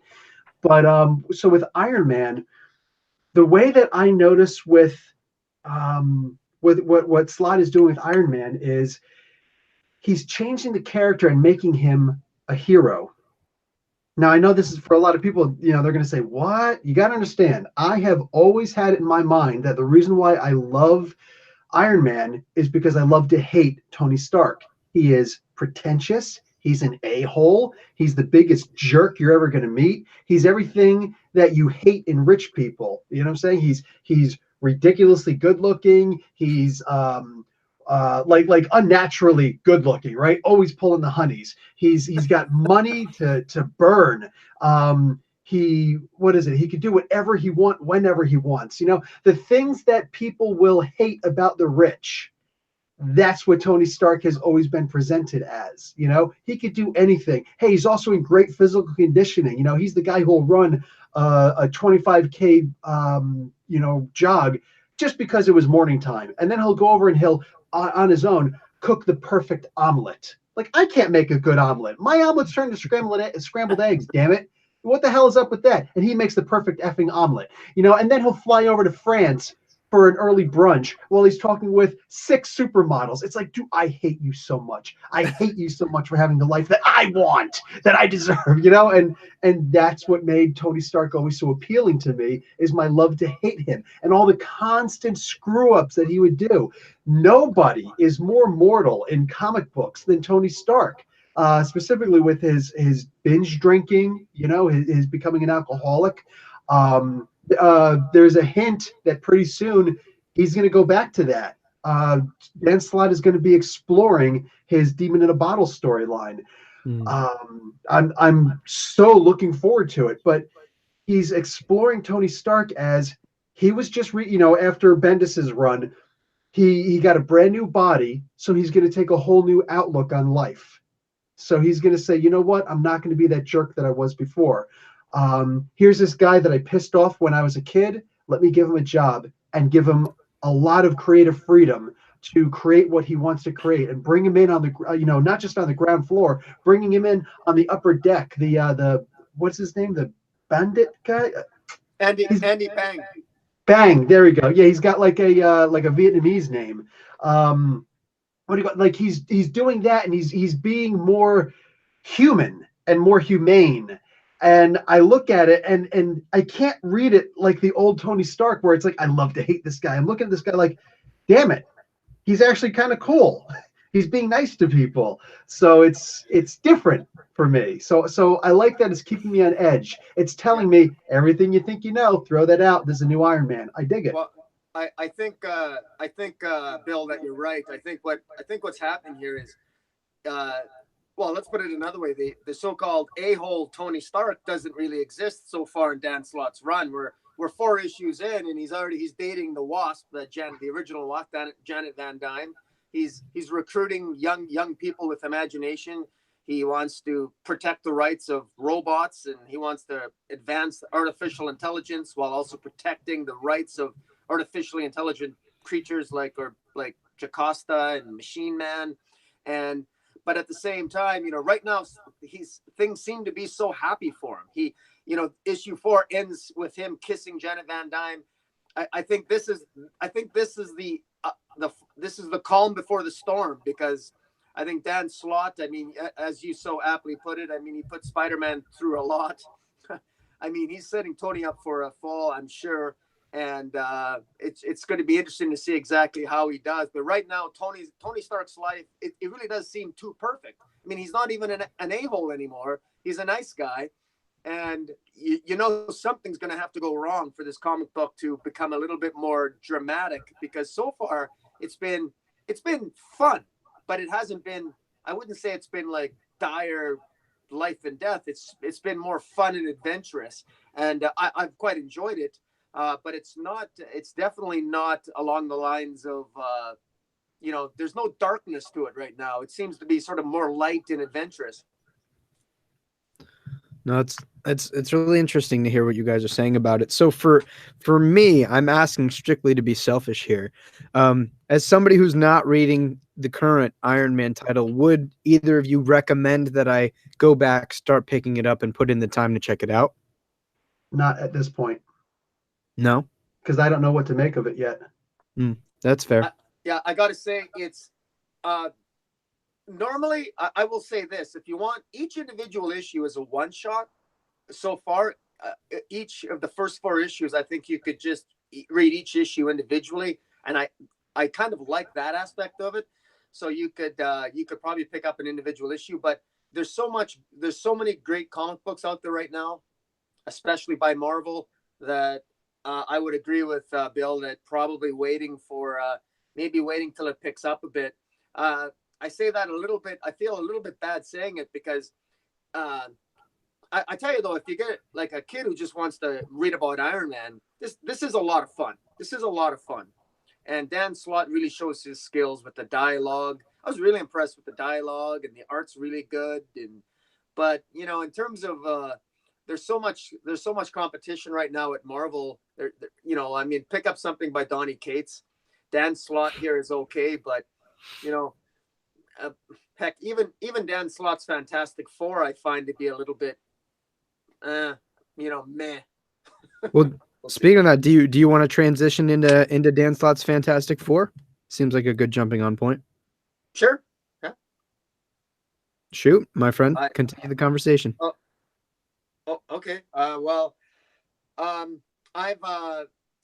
really enjoyed Marvel 2-in-1. I don't have, for myself, I'm not like the professor. I don't have a large background in Fantastic Four. I just really got back into Fantastic Four. I read Secret Wars. I sort of got back into Marvel with Secret Wars. And I loved how it ended with the Fantastic Four going off into the galactic sunset, so to speak, in the multiverse. That was pretty cool. I thought it was a good ending. And then with Marvel 2-in-1 with Chip Zdarsky, I was reading those issues. I quite enjoyed it. And so far with them being back, Dan Slott's first couple issues, it's interesting, but I just don't know where it's going. So it's would I highly recommend it? Well, I wouldn't not recommend it. I can definitely see if you're a Fantastic Four fan, you definitely want to pick it up. All I know is this: Dan Slott's Silver Surfer, I loved. I love Dan Slott's writing on Silver Surfer. Those 4 volumes of Silver Surfer. If you pick them up on Comixology, I think I got them all for 99 cents each per volume. He's really good at writing. Dan Slott, when he puts his mind to it, he can write some really touching, emotionally heartfelt stories. And I'm hoping he brings some of his Silver Surfer into Fantastic Four and writes the character building that he brought to Silver Surfer. But but that's pure speculation. That's my hope. But I'm sticking with it because I think Dan Slott's a good writer, and we'll have to see. But right now, I couldn't recommend Fantastic Four because, yeah, I think I got to maybe wait 4 or 5 months before I could make a recommendation. Yeah, I'm not a fan of the current Fantastic Four, and that's different than the Iron Man, which I enjoy reading. But when I do my reviews, I'm not particularly fond of picking up the Fantastic Four issues. I'm reading them, waiting for them to get good. It was around this time last year that I met Chip Zdarsky in person. I didn't bother interviewing him or anything. He just did a quick little plug. Hey, you're watching Comic Book University. And but I talked to him in private, and like he's showing me stuff on his phone that his friends are drawing, and like we're literally just hanging out and talking, and he getting the impression from him his favorite characters of all time have always been the Fantastic Four, which is surprising to find in someone, as young as we are, that, wow, really? Fantastic Four is your favorite? He's like, without a doubt. I would want to write that book. I would give up pretty much anything to write that book. So he told me months before it was announced that, and I promised to keep it secret, and he did, that he was going to be writing Marvel 2-in-1. And I'm in love with his Marvel 2-in-1. It's pretty epic.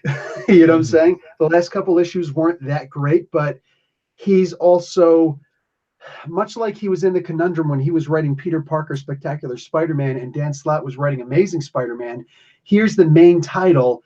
So Zardosky had to kind of take second tier and fill in certain things that Slott was, and get certain things approved, even when he made that big reveal that, oh, J. Jonah Jameson now knows who Peter Parker is. He knows that he's actually Spider-Man. Dan Slott referred to it once and was like, okay, cool, whatever. And it's like, wow, how freaking nice of you, man. But Yeah. as far as the Fantastic Four now, I know that the reason why Dan Slott got chosen to write Fantastic Four is because he already wrote like 20 or 40 issues, something to that effect. So they're like, oh, well, it's already done. Let's just do that. And he is the senior guy there. But as cute as that is, talking to Zardosky, and I haven't talked to Dan Slott ever. I've never had any kind of interaction with him, even electronically. But the amount of love that Zardosky has for these characters, I feel like it's such a crime that he's not writing the Fantastic Four. And I think it would have been written better. I think it would have been written with that kind of familial love that we need in Marvel's first family. So I'm reading Fantastic Four just thinking, why can't Zardosky be on this? Or when is this going to actually get good? Is this going to get good? It's almost a sense of a feeling of depleted returns every time I read an issue of Fantastic Four. Only 2 issues in, and then it was delayed a month. How the hell is a book that's been written like 3 dozen issues in advance? How the hell do you have a 1-month delay on Fantastic Four? How's that possible? So I really feel like any issue of the Fantastic Four could be my last issue of the Fantastic Four. That's my stance. No, that's kind of a bummer. And I think a lot of people are echoing your sentiments in the chat here, one of which being our boy Joseph's books. He had brought up Marvel 2-in-1 earlier before, and that's something that I've largely heard an incredible amount of positivity about in the comic book community. And it's something that I've always kind of been interested in checking out. I had kind of decided to trade weight and what have you. But yeah, he was saying Marvel 2-in-1 that he freaking loves it, with a little bit more vulgar language that usually I'm not afraid to say. So I don't know why I didn't just come out and say it. But yeah, I've heard a lot of great things about Marvel's 2-in-1, and it seems like Zdarsky really just has a foothold and an understanding of these characters. I think Dan Slott focuses a little bit too much on setting his stamp on characters and making them definitively his. He did that with Spider-Man for about a decade. Some great, some not so much. Seems like he's trying to do that with Tony, and then now with the Marvel's First Family. So, I'm taking, not only your word for it, Professor Bill, but everyone in the chat. And again, everybody has to mention the Hickman Fantastic Four, which I thought I was going to get crucified for saying in the chat that I haven't gotten to read Hickman's Fantastic Four. And our buddy Dick Fillmore stuck his neck out for me, so I can always appreciate that. Dick is a purist. He fell off in the 90s, like most of us did, most of us old timers did, but he never got back on. So I know that if he ever read Hickman's Fantastic Four or even Hickman's Avengers, as far as I'm concerned, it'd be like, oh, okay, wow, comics are good today. But yeah. No, I mean, something too, just to show a little bit of love back to my new buddy Dick. He had asked let me see if I can find the verbatim here. He had asked something along the line. Okay, if we were to recommend any arc from the past 10 years for get off my lawn people like me, what would it be? So I will allow the chat to sound off down there in the comments. Give him some reading recommendations. What are the books that we need to get this guy to check out so that he knows that comic books might not be as bad as he thinks they might be. So I'll leave that to you guys in the chat. But yeah, I don't really have much of a stake in the whole Fantastic Four thing. I've been very mixed with Dan Slott, so I had decided not to pick up the book.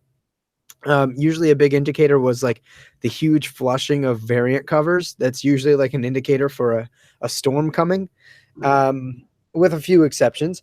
But I wasn't interested. At this point, I was like, if I read it and I hear it's good, I'll read it after I read 2-in-1, because everybody and their mom is telling me that book's good, you know? Yeah, Marvel 2-in-1, the last few issues, the art was, I thought the art was terrible. It really trailed off. If I didn't know better, I would have thought Chip Zdarsky sort of lost his passion for it when he found out he wasn't writing Fantastic Four. I think something went on behind the scenes there that was unfair. I heard that, I heard the same rumor that Dan Slott had a bunch of issues in the bag, and he's had seniority, and after 10 plus years on Spider-Man, he could probably do what he wanted. But, it's funny that, when Trevor Brevoort or Tom Brevoort can piss off Jim Starlin and give Thanos to Donny Cates, much to the betterment of Thanos and Marvel and the readership, I might add, despite pissing off a legend. I don't know why he couldn't have done the same thing with Chip Zdarsky and Dan Slott, but that's an editorial decision. It worked for Donny Cates, despite pissing off a legend like Jim Starlin. But obviously, I can only assume, and I'll direct this to you, Bill, that I can only assume that Dan Slott, if he does in fact have 50 issues written already, that we can only hope that he's got the same level of passion for the Fantastic Four as Chip Zdarsky does. Yeah, sorry, some Okie dude, I guess that's an Oklahoma guy. Starlin is overrated. Bruh, boot this guy. Jim Starlin, let's see. You've got, first off, Jim Starlin, there's a reason why ComicBoom keeps on calling him a legend, all right? Oh boy. First off, what's going on behind the scenes as a killer, that's something that I didn't put in my interview with Jim Starlin, because he asked, he's like, I said, listen, anything off the topic. He says he doesn't really want to talk about the him leaving Marvel. I was like, done. I won't mention anything about that. I think that you covered that plenty anyway, so I'm not interested in the latest rumors and innuendos. I said, are you mad at Donny Cates? He says, absolutely not. Talked with him. He's a great guy. I think he's putting Thanos in a great direction. It's like, boom, that's all I care about. And then after we went off the air, he started talking about how Tom Brevoort is actually giving him a hard time. They've always had this rivalry with each other, and he's the one who's given the information over, and he wasn't happy with it at all. I'm like, all right, done. Yeah, it is what it is, man. Like, that's your personal rivalry. But as far as Jim Starlin, there's a reason why he's considered a legend, man. You've got Steve Ditko and Jack Kirby, who created most of the Marvel Universe's cosmic aspects. The person who came in and fixed and not only added to it, but actually corrected many things and made things more harmonious was Jim Starlin. And that's a hard damn thing to do. He created the dual aspect of death to go along with eternity. He created Thanos to be the subservience to what's her name, to death. He took Moon Knight and took a character who, a legend like Bill Everett, William Blake Everett, and he's like, oh, I'll make this character, this bald woman character called Madame McEvil, and I'll turn her into Moon Knight, a character who is more powerful than Professor X, and she did it all with being a regular human. She's not a mutant or a superpowered being at all. She did it by herself. Go check out 10 Things About Moon Knight on Comic Book University. Just went out a Tuesday ago. Dude, like, you're talking about a guy, Jim Starlin, who has made so many amazing characters, KG Beast, Mongol, you name it. He's done it. So I don't know what that overrated thing is at all. Could not disagree with you more. On to the next one, to quote Jay-Z. But yeah, as far as the behind the scenes stuff with with Slott and Zardowski, yes, I do believe that he did lose a lot of his, I believe that Zardowski did lose a lot of his fire for the character, but I think that besides that little slip of depression, I think that more importantly, it's like, okay, Dan Slott, coincidentally, again, is in charge of the main series, and I'm in charge of this lesser series, this backup series. All of a sudden, it's a backup series. And while Marvel 2-in-1 and the Fantastic Four and even the regular Thing comic book was, back in the day was their own independent creations, and sometimes they would cross over with each other. They were always their own independent comics. Zardowski started off thinking, well, this is going to be an independent comic for me. I can write the Thing into all the different comic books that I want to, and nobody's going to give me a hard time about it. But then Slott jumps in and says, I'm going to be writing Fantastic Four, and I'm going to be bringing them back. So you kind of have to address that a little bit. And Zardowski's like, but I wanted to do that. And again, that's just my opinion. He never told. I have no communication with him in that regard. But what I will say is that although the last couple of issues have taken a nosedive, I think it's because he did say, well, I've kind of got to address that the Fantastic Four is now reunited. I do believe that little tidbit that he had where Sue Storm showed up to Johnny Storm and, like looking down on him and saying, wake up, little brother. Whatever, man. I know there's a lot of people like, oh no, man, you got to be like super machismo, like Pierce. What the hell's that moron's name in England, that newscaster? Pierce Morgan. Thank you, Pierce Morgan. I almost said Pierce Brosnan. No. Unlike him having a problem with, daddies, including Daniel Craig, carrying their children. I take care of my kids. I love taking care of my kids. You know what I'm saying? That doesn't detract from my masculinity, moron. But more specifically, I think that what do you call it? When I read that issue of Marvel 2-in-1, I cried. I started welling up with tears because I'm like, damn, like this is the Fantastic Four. This is, Johnny Storm talking to his big sister, who he thought was dead for ages, and got his hopes up. And then all of a sudden they took a nosedive, and he got into a fist fight with the Thing of all people. Like that's great writing. That's great. There was so much emotion there. And it for me, myself, it pissed me off that I'm reading Dan Slott's Fantastic Four and I'm not getting any emotion. I'm not getting anything. It's slowly but surely killing me. Yeah, no, I can see why you'd be upset. And I think even as, myself, someone who doesn't have a lot of background with Fantastic Four, one of the biggest driving factors that, has ultimately been a common thing in their most critically acclaimed runs is the semblance of family. And considering they're the first family of Marvel, it's not just that this is the first group of superpowered people to come together and do this thing. They are a family first. And then, later when they introduced the dynamic of literally the matriarchy and the patriarchy of the Fantastic Four having children, that again pushes the envelope. And if that's not what you're getting out of the Fantastic Four book, then I don't know exactly what you are getting out of it, besides maybe some Sue Storm boob window variant covers. Yeah. That's what I want to see. No, but also too, Boom, I know you were trying to show people the cover to the book. For some reason, the camera is not like going onto you very well. It's like it'll toggle to me and Bill, but it won't toggle to you. And I'm not like been trying to select you for like the last half hour. I hope you can hear me okay at all.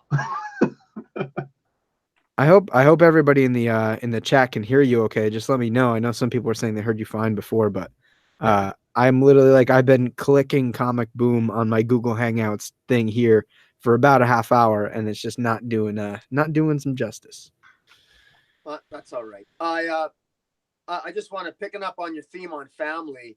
That one of the things that's one of the things that's in the last 5-10 years that's really become more prominent, and I think it's a good segue into Spider-Man with Peter Parker getting back together with Mary Jane. I think Marvel's maybe picked up on the fact that Superman and Lois Lane can be married, and that maybe if they're not going to bring back a marriage, at least they can do is maybe bring back a serious long-term relationship. And I kind of like what Nick Spencer did. I like what Nick Spencer's doing in Spider-Man. It's, you know, just in terms of the relationship, I love the artist. I loved him on the artist. He was forget his name. He was on Invincible. I got every issue of Robert Kirkman's Invincible. I love that series, and I followed. You know, I like Nick Spencer's on Secret Empire. I didn't like how Secret Empire ended, but I don't mind Nick Spencer, and I know Nick Spencer was passionate about writing Spider-Man. I had to give him a shot, especially I like the artist too, and I like it. It's fun. The Spider-Man is a little bit young. He writes a younger Spider-Man, almost like very much a young. You know, he feels younger. Maybe that's just artistically. Maybe he's drawn a little younger than how I would normally think of Peter Parker. But overall, I'm enjoying it. No, that's a fair point. Let's see. Can Dick Fillmore. Yeah, for all intents and purposes, that's a lot of how I feel. It is what it is. But as far as Spencer, I think Spencer is an amazing writer. I know there was the other side of the comic book community, the other side of YouTube channels that say, you know, oh, this guy he made him a Hydra agent. But yeah, and you know what? The same thing I said to Nick Spencer when I saw him. I said, you have got the biggest balls I've ever seen on a comic book creator to do such a radical change to Captain America. And I loved it. Just brazen, you know? And while I thought that the final issue it didn't quite hit it for me, I think that everything about that story, The Secret Empire, was amazing.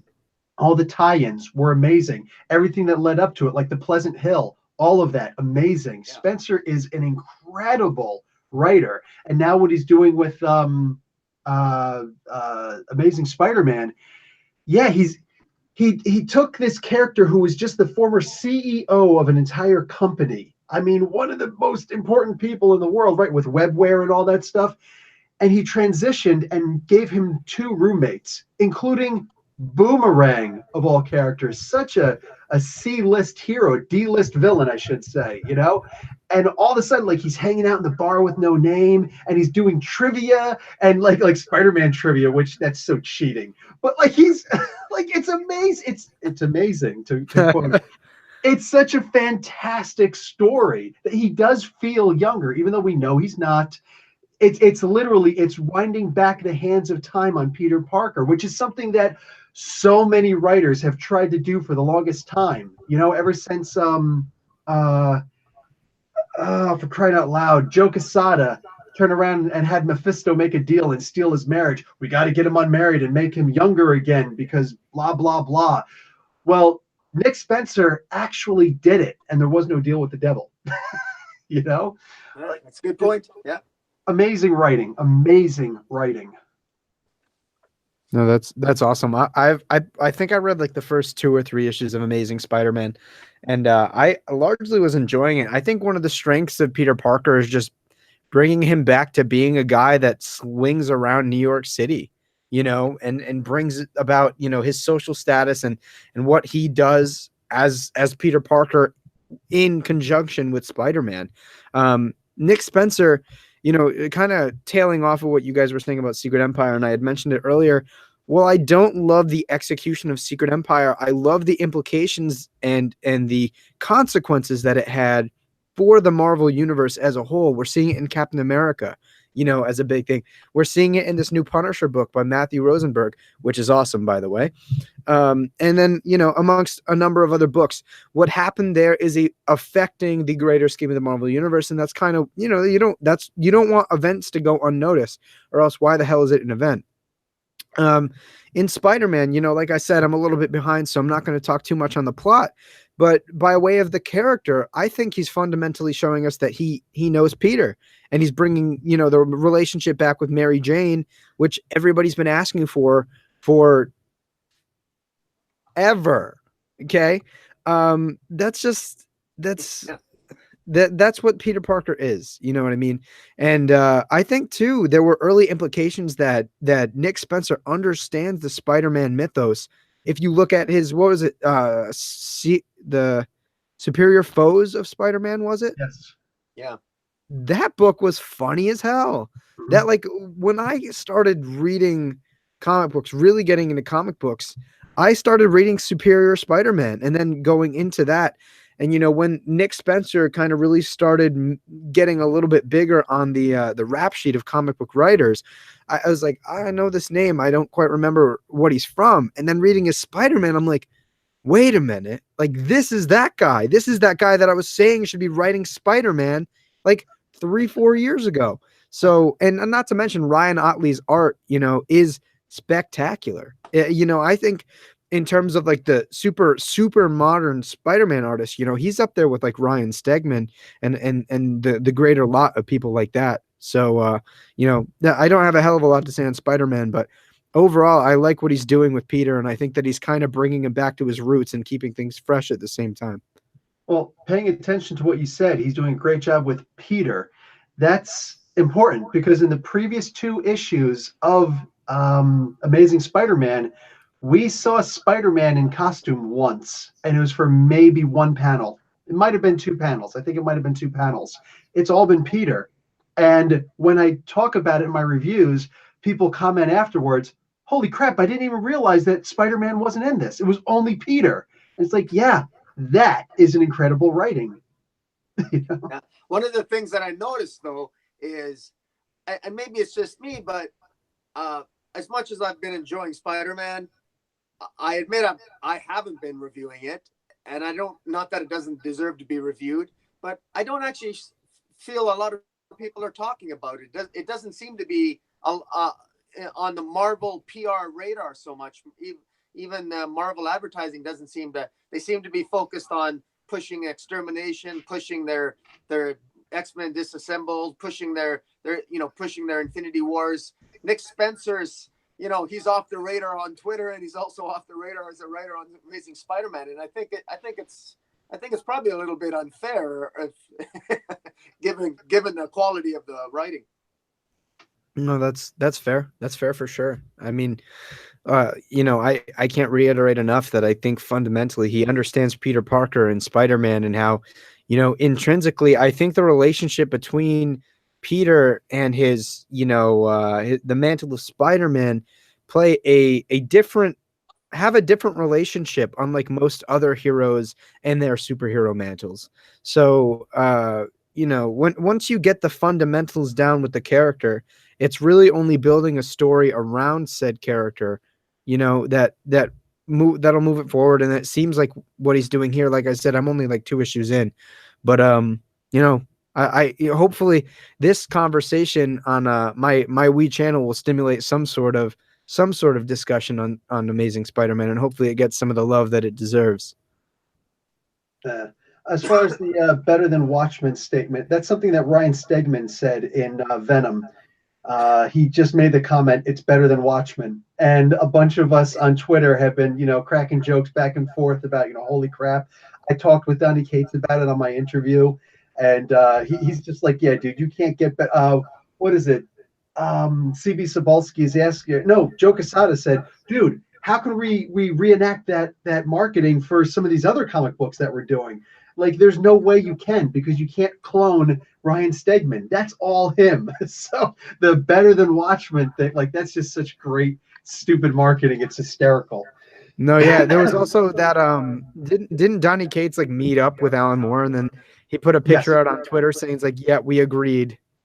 Yeah, they didn't, but in reality, yeah, he went to where he was at, hung out with him, you know, just, like, he was just taking pictures in front of his house, and he decided, you know what, I'm never going to stop kicking myself if I don't do this. So he walked up and he knocked on the door, and Alan Moore was home and answered the door. He's like, That's nuts. Hey, how are you doing? And he's like, can I take a picture with you really quick? And that was it. So then he just put on Twitter, he's like, we agreed to call it even. No, there was no agreement. There was no agreement. I found that really funny because I felt like based on that picture, wherever Alan Moore's living right now seems a little bit less cave-like. than I expected. I expected a little bit more, rusticity to the environment. Maybe the heads of his enemies over in the corner. You think that he's living in Hampshire Manor, I think it's called, that Jimmy Page's house on Loch Ness. Oh, like I said, I was expecting, a warm log fire and the heads of his enemies in the corner. So it's good to see that Alan Moore is kind of transitioning back into society. Well, he's even got a comic book now. He's writing 6 issues. I think the first issue came out of the another Black Dossier, the League of Extraordinary Gentlemen. He's got another series coming out. I think the final arc of that has come out. I just picked up issue 1. That was about a month ago. I don't think issue 2 came out yet, but so maybe that'd be a good sign. Maybe he's going to come back and do some more. Yeah, no, I mean that I didn't even know that was a thing. Neither did I.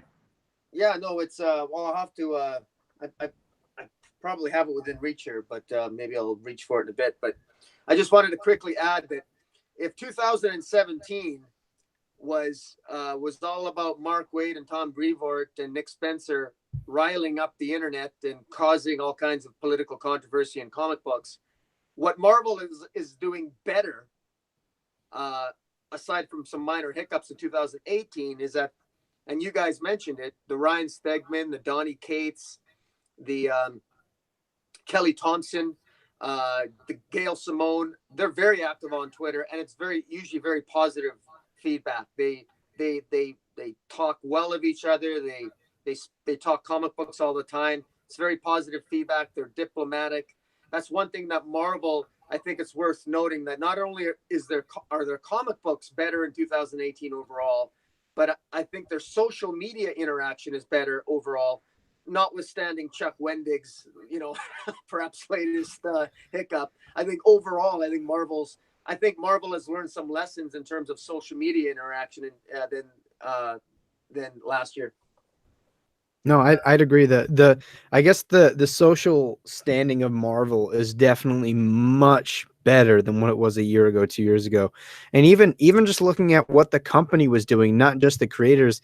You guys remember when they had that like retailer summit and like it got blown way out of proportion when they were saying like, yeah, like artists don't matter. And that was massive. Like immediately then, like I had kind of even fed into it a little bit, like internally. I was like, oh shit, like that's kind of fucked up. What's going on here, bud? So it's good to see that Marvel not only has a handle on what they're doing socially out in the world, but the storytelling has been really, really top notch. I think that they've definitely closed the gap from when DC Rebirth had started and DC was way up here and Marvel was here. Now they're kind of neck and neck. I don't even honestly, I think that whether or not, we are to say that one is doing better than the other in terms of storytelling right now is semantics. I think it's totally up to the individual at this point. I don't think there's a clear leader here. I think that what you're saying about Marvel saying the whole no artist thing is simply a further proof of Marvel in general just not getting it. Because they've also said something similar about writers. The whole reason for the creation of Image Comics, Todd McFarlane and all that, was that McFarlane said, hey man, I'd like to have some kind of creative control over Spider-Man. I'd like more, this, that, I want to be able to do more stuff. And this was back in the 90s, the early 90s. And Marvel said, listen, dude, you're writing Spider-Man. It doesn't matter who's writing Spider-Man, okay? Spider-Man sells no matter what. And I mean, what an utter... Oh, I got a DDP yoga app that just starts singing to me. But it's one of those things where it's like, what an absolutely asinine statement to make. And it shows that Marvel, once again, didn't get it. And what happened soon after that? Marvel's bankruptcy. You know what I'm saying? So, I mean, it's one of those things where, if you don't learn from history, you're doomed to repeat it. And even as far as the social controversy, if that's what I want to call, it's actually bad actors and, for all intents and purposes, scumbags who are riling things up on Twitter or wherever.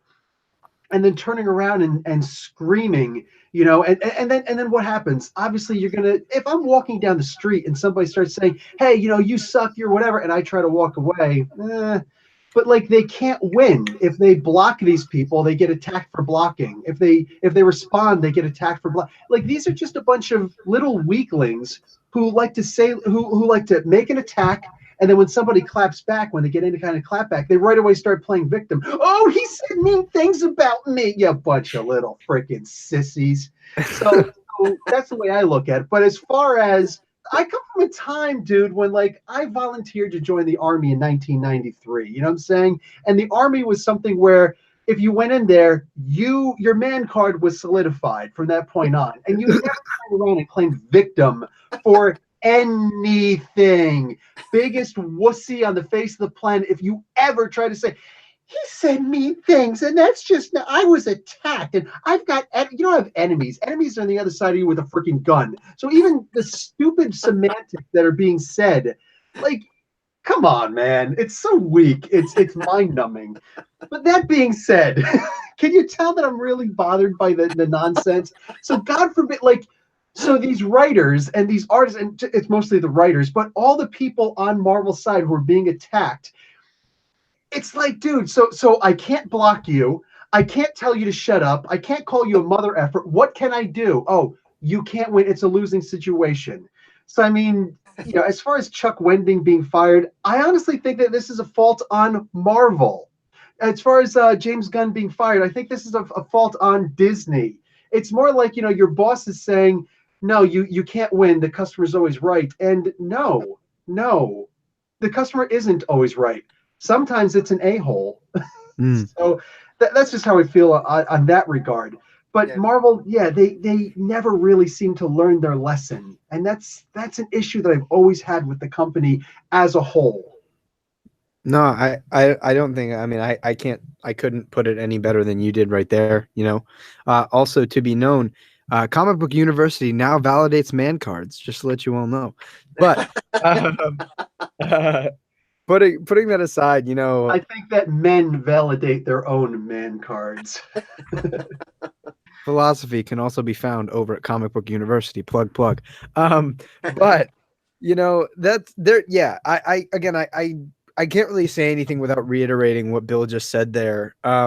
But I will just accent one part in saying that you can find a way to articulate your distaste about something online, quite frankly, without being a jackass. You know, I think that, for example, you know, both ComicBoom and I have both gone on Twitter, just to give an example. And we had said, you know, we don't quite like what you're doing in this issue to Scott Snyder. And most of you, or those of you who have watched my stuff before or know me at all, know that I love the hell out of Scott Snyder, both as a person and as a creator. And he's actually private messaged both myself and ComicBoom on it. He's like, you know, hey, I'm sorry to hear that you felt this way about the issue. You know, and I know, like in my case in particular, he's like, I can appreciate that, you know, you were able to say what you were feeling, you know, without being super negative. And I was like, holy shit, like I feel bad even just for telling you that I didn't like the issue that much. But, you know, I think the point being was, in that situation, I wasn't really hostile at all. I was just like, you know, I like where the story's going. I don't think the characters ring very true to me, and I'm ultimately a little bit confused. But like, that's just an example to say you can tell, like, you can come out in the open and say you don't like something. It's just finding a way to do it, to express yourself, you know, politely. You know, whenever I see this stuff on the internet and people go at a creator, you know, like Tom King gets a lot of bullshit on the internet. And while I don't love everything he does in Batman, like, I'm not going to freak out about it. You know why? Because A, comics are cyclical, and eventually he's not going to be writing Batman. So whether or not I like it or not is whatever. But also, like, on a totally another level, you just want to go on the internet and be like, yo, did your mother teach you manners? To who? To the people on the internet that just like attack these creators. Exactly. Because the creators, they have rules they have to follow, but these other people don't. And that's where it's like you're fighting with one arm behind your back, and that's no, it's not fair. You know, it's unfair grounds.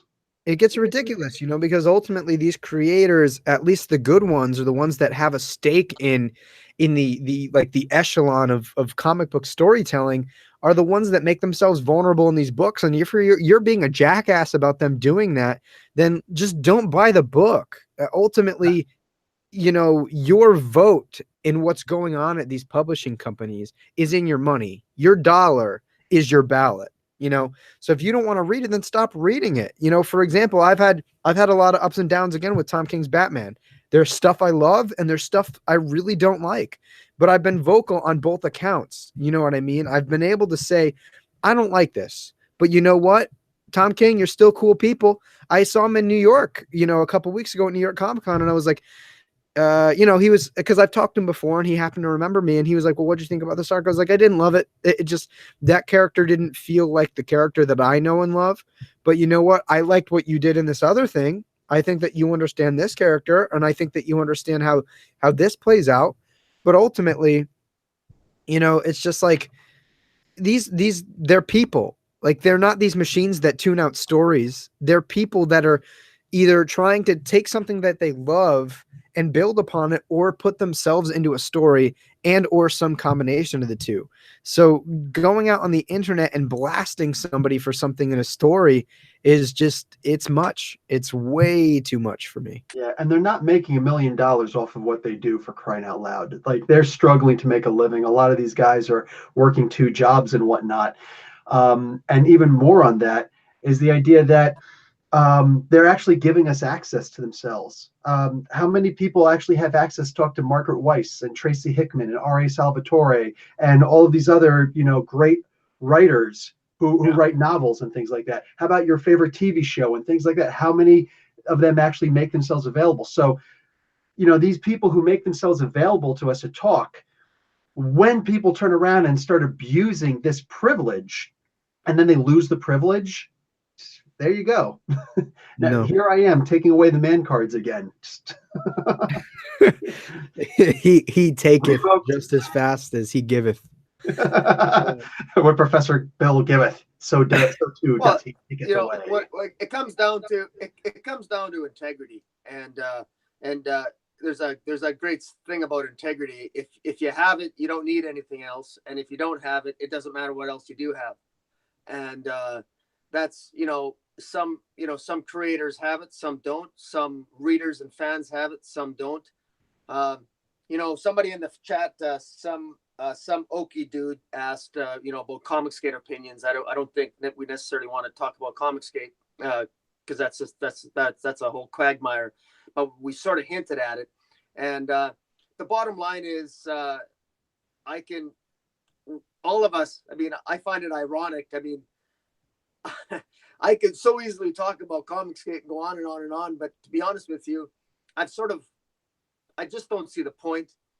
I just don't see the point. Like, it's actually, if me talking about Comic Skate would be like Ta-Nehisi Coates writing Captain America, I wouldn't have a point. Wow. So, that's and I realize I just maybe insulted Coates, but my point is that I don't have anything to say about it other than the fact that everybody with Comic Skate, first of all, we have to define it. I mean, the first rule of any debate is, as long as you get to define what all the terms are, you're going to win the debate. Everyone online who argues Comic Skate, every YouTuber I know who talks about it, and I respect all of them for their opinion. They define it a certain way, and then they accuse everybody else of not, if you get to define the terms, well, yeah, then I thought I was Comic Skate, but I guess if you think Comic Skates are all bigots and hate mongers, well, then I'm not Comic Skate. Am I an SJW? Well, I didn't think so, but maybe I am a little bit. I mean, the bottom line is, we had Spike Valentine on the chat here with Dark. I interviewed Spike Valentine, and he's a comic skater, and he's in Mexico. He's a great guy. He's a creator. He's doing his Indiegogo. I mean, I learned so much from him in private chats with him and talking with him. He knows story, he knows structure. He's so learned. I mean, the idea that, he loves comic books. The idea that, that that anyone would suggest that he's, you know, not any that he's somehow a bigot or anything else like that is just so asinine. And I just it's very tempting for me. I get very upset on Twitter, and I actively choose not to post on Twitter a lot of how I feel. In legal circles, I always tell my family law clients that if you have a spouse that and you don't communicate well with, always practice BIFF, BIFF, BIFF, BIFF, BIFF. Be brief, informative, friendly, and firm. So if somebody says something to you or tweets or emails you something and you're pissed off and you're angry, BIFF, BIFF, BIFF. Say that to yourself. Brief, informative, friendly, and firm. So when you're done, if you're tweeting something or you're writing something in response and you're angry, look at what you're doing. Is it brief? Is it friendly? Is it informative? Is it firm? And if you can, err on the brief side and err on friendly, because otherwise it's going to go nowhere. Because guess what? There's nobody in a tweet that's going to change the way I view the world. And I'm not naive enough to think that I'm going to change another comic collector's view of the world. And, you know, at the end of the day, we all just love comic books. And that's what we got to do. We just, you know, just read and review comic books. I'm going to learn a lot more about comic books listening to Dark Knight and Professor Bill talk about story and structure than I will, you know, finding out what your inherent biases are against the, you know, against the world or whatever the case might be. It's just, it really drags comic books down, and it makes us all look worse than how, you know, it drags everybody down, you know, and we gotta take the higher ground. Anyways, sorry for the rant. No, I think you put yourself incredibly well. You know, there's very obviously a culture war, you know, coming out amongst comic book fans, and I'm not really going to dip into it too much because, like you, I prefer to look at comic books and just read a story. You know, I don't particularly read them to or articulate anything about them to get across any particular agenda besides the fact that I love storytelling and I love these characters, and they've become an integral part of my life before I started doing comic book YouTubing, and hopefully for a long time afterward. At least, you know, considering that they've got a lot of space on my real estate space on my body and ink. But, you know, there's something to be said about, you know, all the negativity, and I think that it is difficult to ignore sometimes, but I will re-articulate what Boom was saying. Biff was probably the best thing I've heard about all day.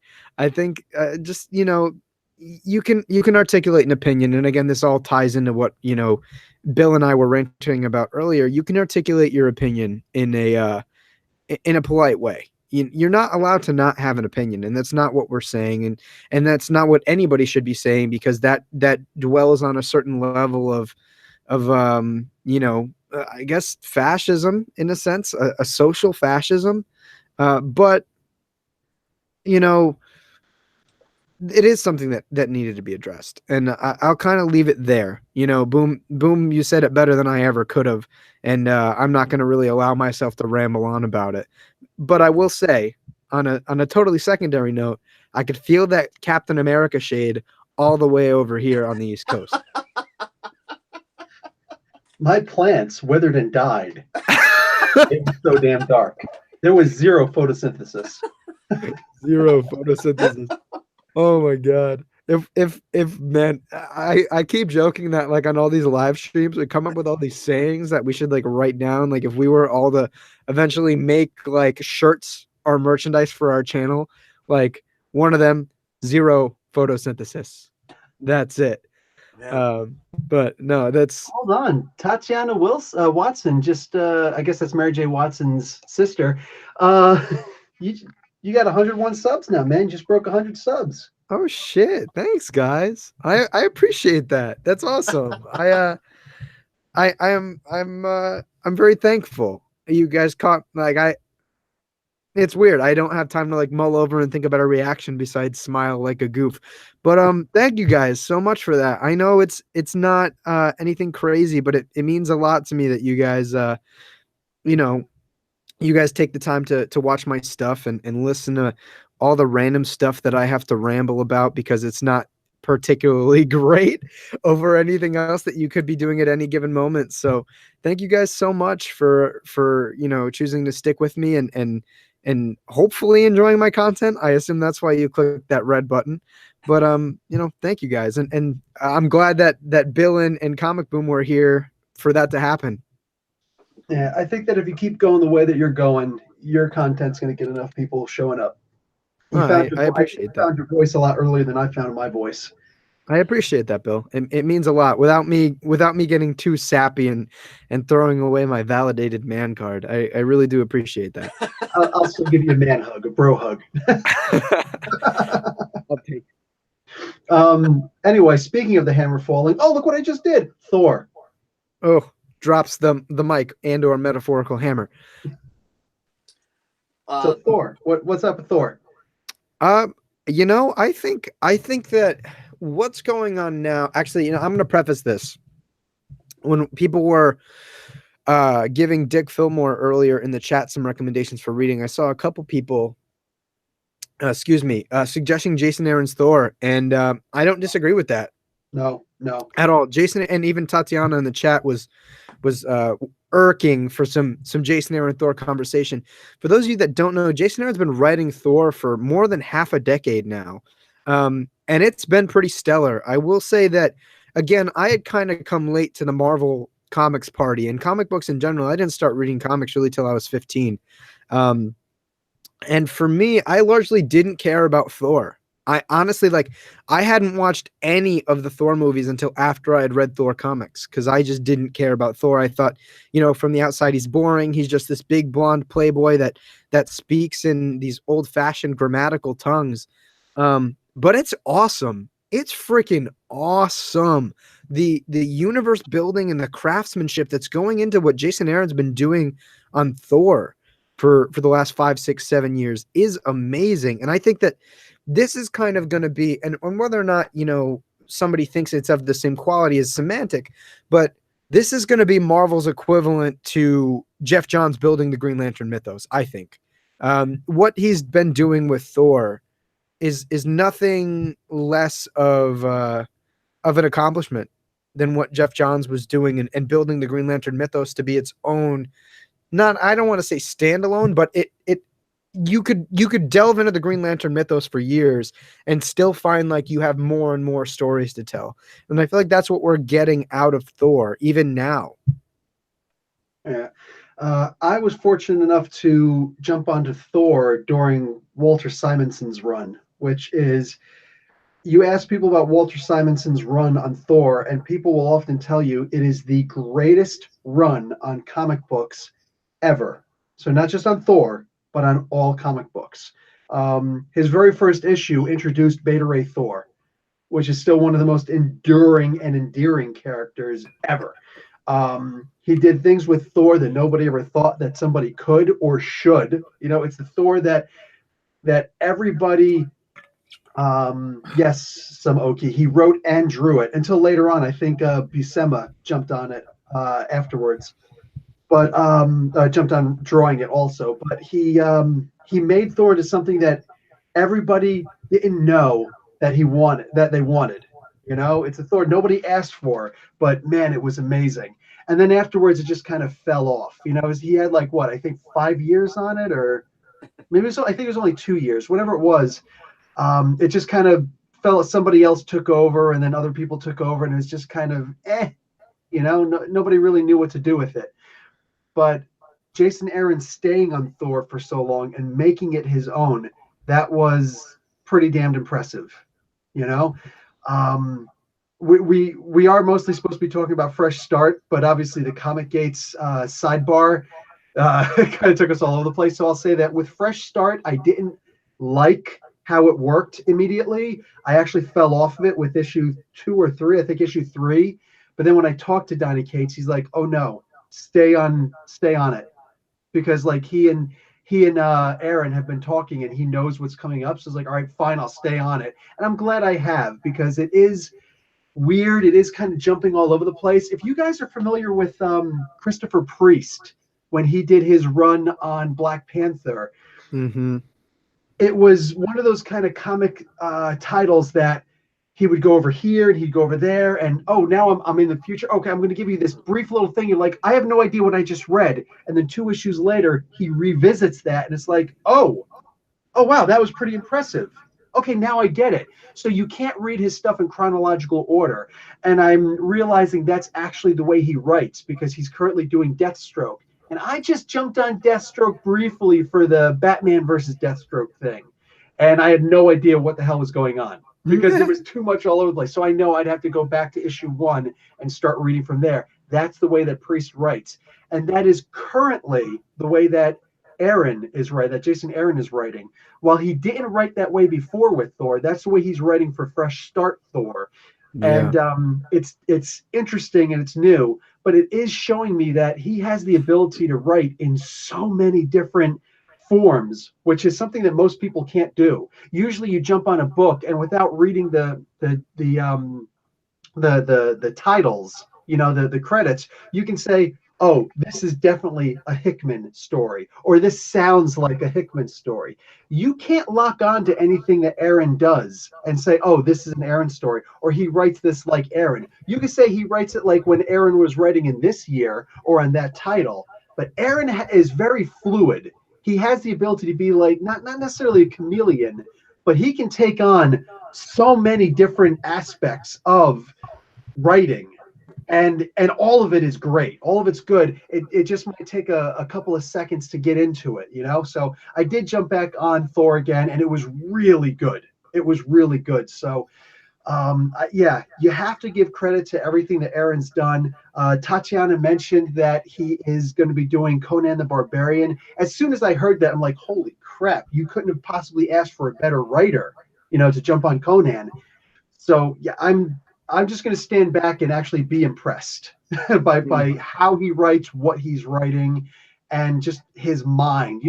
Like imagine being a psychologist and saying, I'm going to make a case study on Jason Aaron. Holy crap, I'm going to need more paper. Yeah.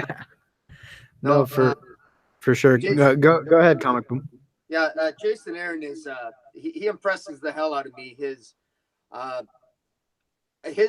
Thor run, I know he's got like 3 arcs planned. His first arc was Gore the God Butcher there with 4. I got the 4 volumes, so I read that. It's amazing. And then his Jane Foster Thor, artistically and like you said, narratively, it felt very different than his Gore the God Butcher run. And then coming into this fresh start, it feels very different artistically and narratively as well. So you're absolutely spot on that. And yet, if you look at the themes, I mean, Gore the God Butcher talking about sort of like impugning the gods, impugning godhood, impugning divinity as Gore the God Butcher did. And then with Jane Foster Thor sort of redeeming sort of humanity with the divineness of the gods and giving her life to save Asgard. And the themes are, and I'm ridiculously oversimplifying that. I know I just love the themes. I've yet to do my I want to do a video review of the Jane Foster run, because I think it's underrated, and a lot of people loved it anyway, but I think it got a lot of unfair criticism. I think it's an amazing run. It's probably the last comic book where I actually shed a tear on, and I think that was issue 704 or whatever it was. But no, really excellent run. But this, I'm a little bit confused as to what's going on right now too. I read the latest issue. I think it's cool with the Doctor Doom having all these powers, and then the Phoenix Force with Wolverine, and now the Phoenix Force is in Thor's hammer, it looks like, or was it, and it's just epic. There's a lot of epic cool stuff going on here. I'm not really sure where it's going, but like you said, Bill, it definitely looks like it's going somewhere good. No, yeah, I will agree with you on that with both of you in the sentiment that it feels like it feels a little bit less organized, I guess, than what he was doing pre-Marvel Fresh Start.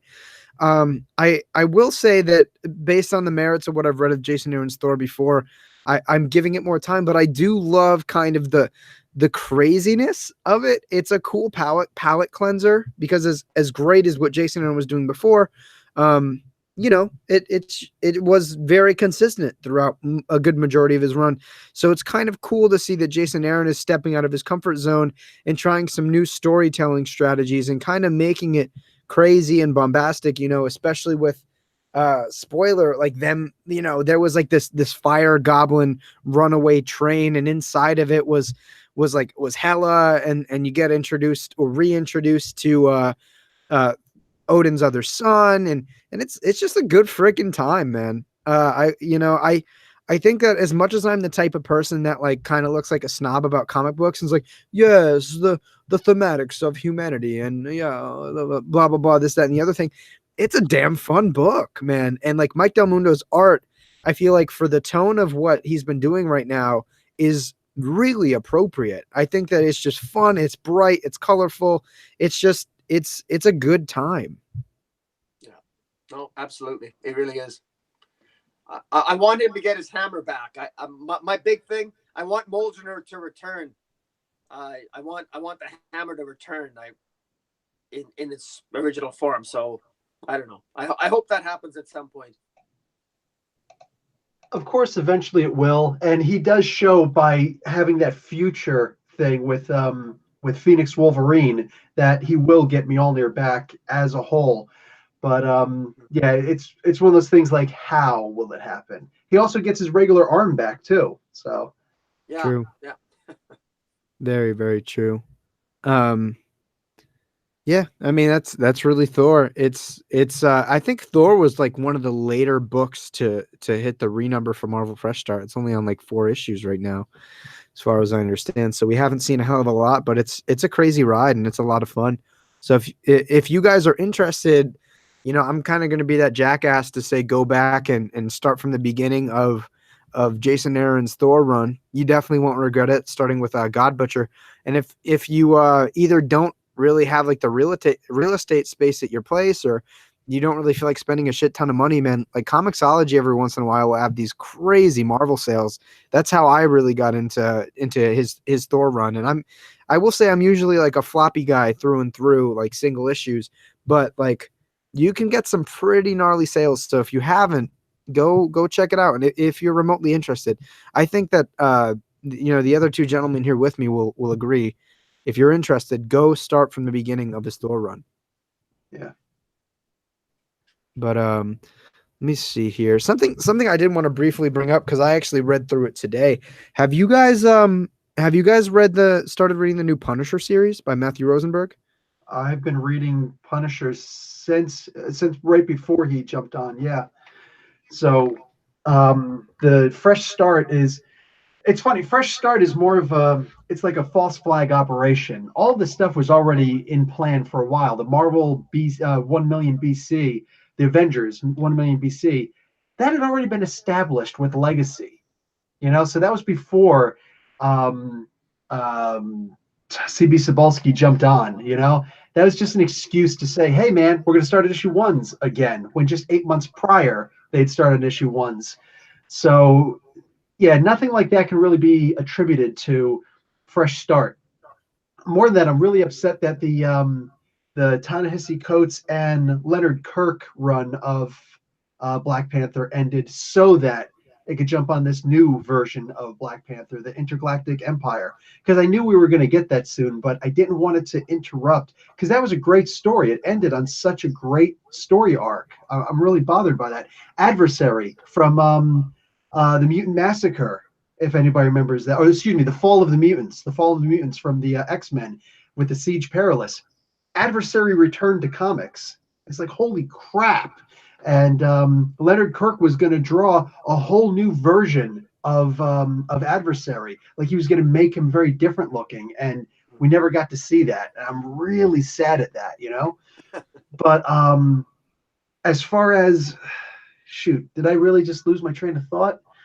Rosenberg and Punisher we're talking about. Yeah, the Punisher, thank you. But as far as Rosenberg doing the Punisher, yeah, when he jumped on there and he had him get the the War Machine armor. That was great, and that was prior to the fresh start. We didn't need a fresh start for that. So that was incredible. I thought, I personally, I thought to myself, why the hell is he going to jump on and do the War Machine armor? Plus, we know how Rosenberg writes. He's usually writing silly stuff like Multiple Man and the Astonishing X-Men. He's writing a lot of humor in there and making characters funny. And I'm like, why is he going to jump on the Punisher? But nope. Extremely talented person. He jumped on this comic. And he made Punisher as gritty as we've ever seen him, you know. Oh, yeah. So he got the War Machine armor, and I'm thinking, this is a freaking amazing storyline. Holy crap! Why did nobody ever think of this before? Meanwhile, I hated the idea of it, you know, to begin with. And then when he lost the armor, like the current fresh start storyline is he's lost the armor. It's been taken away from him. And it's funny, I think that Rosenberg is writing a better Iron Man right now than Dan Slott is. Oops. But when he all of a sudden jumped on this, it's like, holy crap, this is a great Punisher. And I did like the Punisher series prior to that too, where it was just a whole bunch of one-shots basically in the series. But now he's lost the War Machine armor, and he's got this taste for being able to beat up the bigger villains now. And he hasn't let that go. And he just assassinated, spoilers, the Mandarin. Holy crap. What the hell did I just read? And I was still going after the big guys. The Secret Empire storyline is continuing there. He's going after Hydra Cap. He's pissed off that he believed his idol, Captain America. And now he wants to basically purge this evil Captain America, the Hydra Cap, as Comic Boom was cracking the joke before. Hydra Cap, get it? But what do you call it? Like, I thought that's fantastic. Oh, here comes the Hydra Cap. See, crap! I wish you could see it. They can't. I wish the camera would show it. But, yeah. I should. Oh man, I wish I knew how to screenshot on Google Hangouts. I'd make that like the thumbnail of the page. Screenshot on your computer. I hate to say it, but I'm so technically like illiterate. But anyway. We'll make it happen somehow. We'll get when you get a chance, take a picture of yourself and put that out on Twitter and actually link this podcast to there so people can see it. Yeah, for sure. Because we're not seeing your bright shining face as much as we'd like to. Yeah. But no, I 100% echo Professor Bill's sentiments. I think that this story has you on the edge of your seat the whole time through. And it's only 2 issues in, and ironically, I just read those 2 issues today. I've been rewatching Daredevil to prepare for season 3 that launches at literally in 50 minutes. And I was like, okay, 4 hours. Oh, 4 hours? Is it launching Pacific time? Yes. Netflix always launches Pacific time. That's the same time I put out my comic book reviews so that I'm not, screwing over anybody else. Oh, that makes me kind of sad. But anyways, you'll get a little nap in beforehand. Good point. But I, where I was going was I'm on season 2 and I'm like, oh, okay. Well, this is a thing. And then, I sit down a couple of hours ago to prepare for this live stream. I'm like, okay, are there any books like Marvel Fresh Start books that I'm not reading that I'm kind of remotely interested in? It's like, okay, well, this is only 2 issues right now. Marvel's Daredevil Netflix show is fantastic. I love John Bernthal. I love the Punisher in the show. And I've only really read Punisher in other books. I had up until this point never read a Punisher name dropped title. So I'm like, okay, let me check this out. And man, this is good. Like, this is more than good. Like Bill was saying, they're taking this character and just moving him up the ladder, like murking Mandarin. And the way he does it, like with his special bullet or whatever, like Mandarin literally tries to stop it. It's not like he surprisingly, fires the bullet and it's like, what? But like it's so good. Like, you guys need to be reading this book. Also, the art, I think the guy's last name is like Simon Kudransky or something like that. Sorry if I butcher the name. also really, really good. Like, it just illustratively sets the tone for the book incredibly well. And again, this also ties into what we were saying earlier about the fallout of the Secret Empire and how that's affecting the greater Marvel landscape. This is directly tied into Secret Empire. It's books like this that make me think, okay, I might not have loved Secret Empire, but like without it, I wouldn't have had this. So I'll deal. I'll live with it. And in the motivation for the character, again, like echoing what Bill was saying, like his hero kind of manipulated him to do something that he never wanted to do. And Frank Castle is not a man to not do what he wants to do. He doesn't do what other people want him to do. He does what he wants to. And him kind of trying to find redemption for this, literally fighting the whole world. I don't want to spoil too much about it, but everybody and their mom is after Frank Castle in this most recent issue, and it was nuts. So before I babble on, Comic Boom, have you gotten a chance to check out Punisher? No, I have not. I think I literally, it's the one Marvel title I probably haven't. I heard about it. I heard that he got the suit of armor, and I had no idea. Hearing that he's going after Hydra Cap, that really interests me, because one of the things that bothered me at the end of Secret Empire, I wanted, it really bothered me.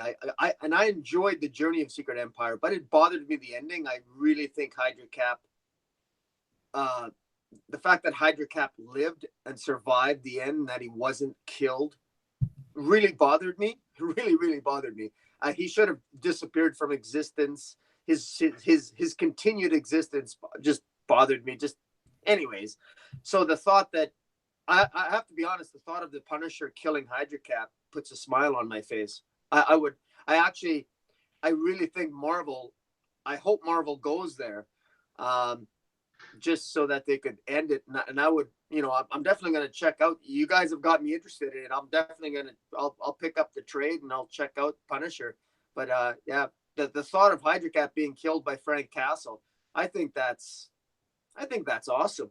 No, I think that is probably going to be the climax of the series. I don't know if it's a mini or a maxi or an ongoing series, but I'm sure that that's going to be the climax to the first overarching plot. And like, I can't wait to see it.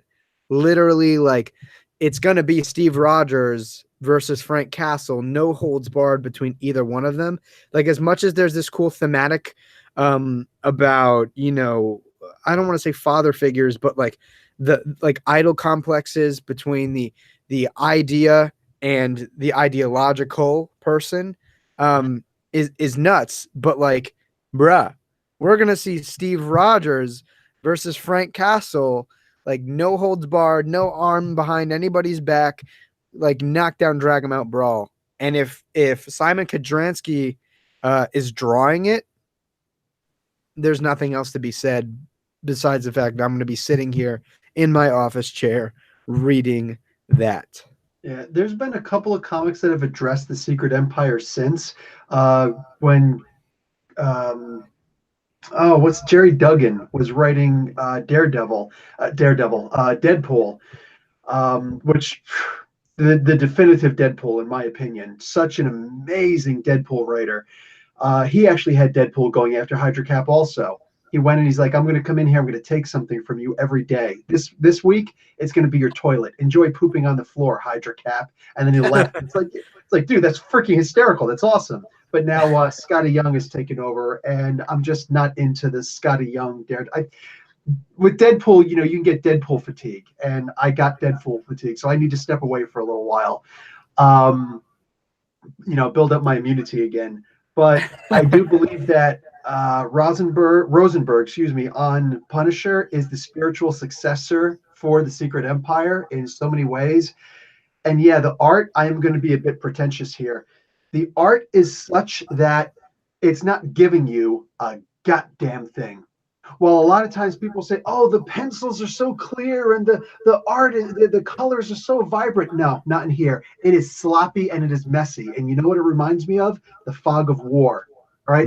That term originally came up from the cannons that people would be firing, and the black smoke, the black powder, when they're firing off all these guns and there's all this smoke everywhere and you can't see past the edge of your bayonet. You know what I'm saying? So it's very hard to see, is this person my friend or my enemy? It's one of the reasons why, people today will say, why in the Revolutionary War were the British wearing bright red and the Americans wearing bright blue? It's so they could see each other in all the smoke. That's why. Otherwise, there's a lot of friendly fire in the fog of war. So here, this feels like the fog of war. You'll read something, but then you'll see the image, and you're looking at it like, okay, I can't make heads or tails of this. And you gotta really like pull it close to your face and say, oh shoot, he was just shot right here. That's what's happening. Oh my God, this is just boom from beginning to end. Everything about this comic book is just so perfect. No, yeah, coattailing off of what you were saying about the artwork, it's so gritty. Like in tonally, it just matches what Rosenberg is doing here with the story and the scripting. One of the things that I love too that's gone without mention is the way that Kudranski is directing the scene and how he's allocating panel space. I really love how he's pushing forward the storytelling and the pace of the book with how he's paneling it out. Not to mention like what he's choosing to include versus what he doesn't include. But, he does these really weird things where he'll put a panel frame around something that looks like it's part of a larger like splash image. And it directs your eye to something in a very sequential way. So the way he's kind of pushing forward time and lapsing it throughout this book so far, I think is masterful. Like this guy is directing a movie inside of a comic book. Yeah. And that's awesome. That's mostly, when I had kind of touched on it briefly earlier about, the responsibility of an artist is not only to illustrate something beautifully, but it's to direct the scene. They are the director. They are the actors. And the way that he plays this out visually is masterful. Like these two issues have made me a fan of Simon Kudranski. I will be buying books that he puts out solely because his name is on it. Whether or not I stick on them will depend on the storytelling. But this has got me to become a fan of this guy. I really love the way he pushes the scenes. Yeah, to tie this into Daredevil season 3 that's coming up, all of the Marvel Netflix series that you've seen, every single one of those seasons has maybe an issue, or in episode 3 or 4, they'll have the hallway scene. All right. We first saw that in the first season of Daredevil, where he's down the hallway. And it's like, if you were enjoying the series or you weren't enjoying whatever, when you got to the hallway scene and you saw the single cut, like it almost looked like the camera didn't cut at all. And it's moving. You just see Daredevil walking down the hallway. He'll walk into this room, and then you'll get a little piece of that action, and it'll go over here. It's like an amazing scene. And they'll do that with a lot of hallways or stairwells, whatever. There'll always be that one hallway scene that they do in these Netflix series. The Punisher, the most recent issue, had one of those scenes. It was the elevator scene where the elevator is going down, down, down, lower and lower, and it looks like he's playing a video game where he's getting to different levels. And it's like, okay, I'm going to use my flamethrower now. Boom! And then all of a sudden, oh shoot, I just got shot.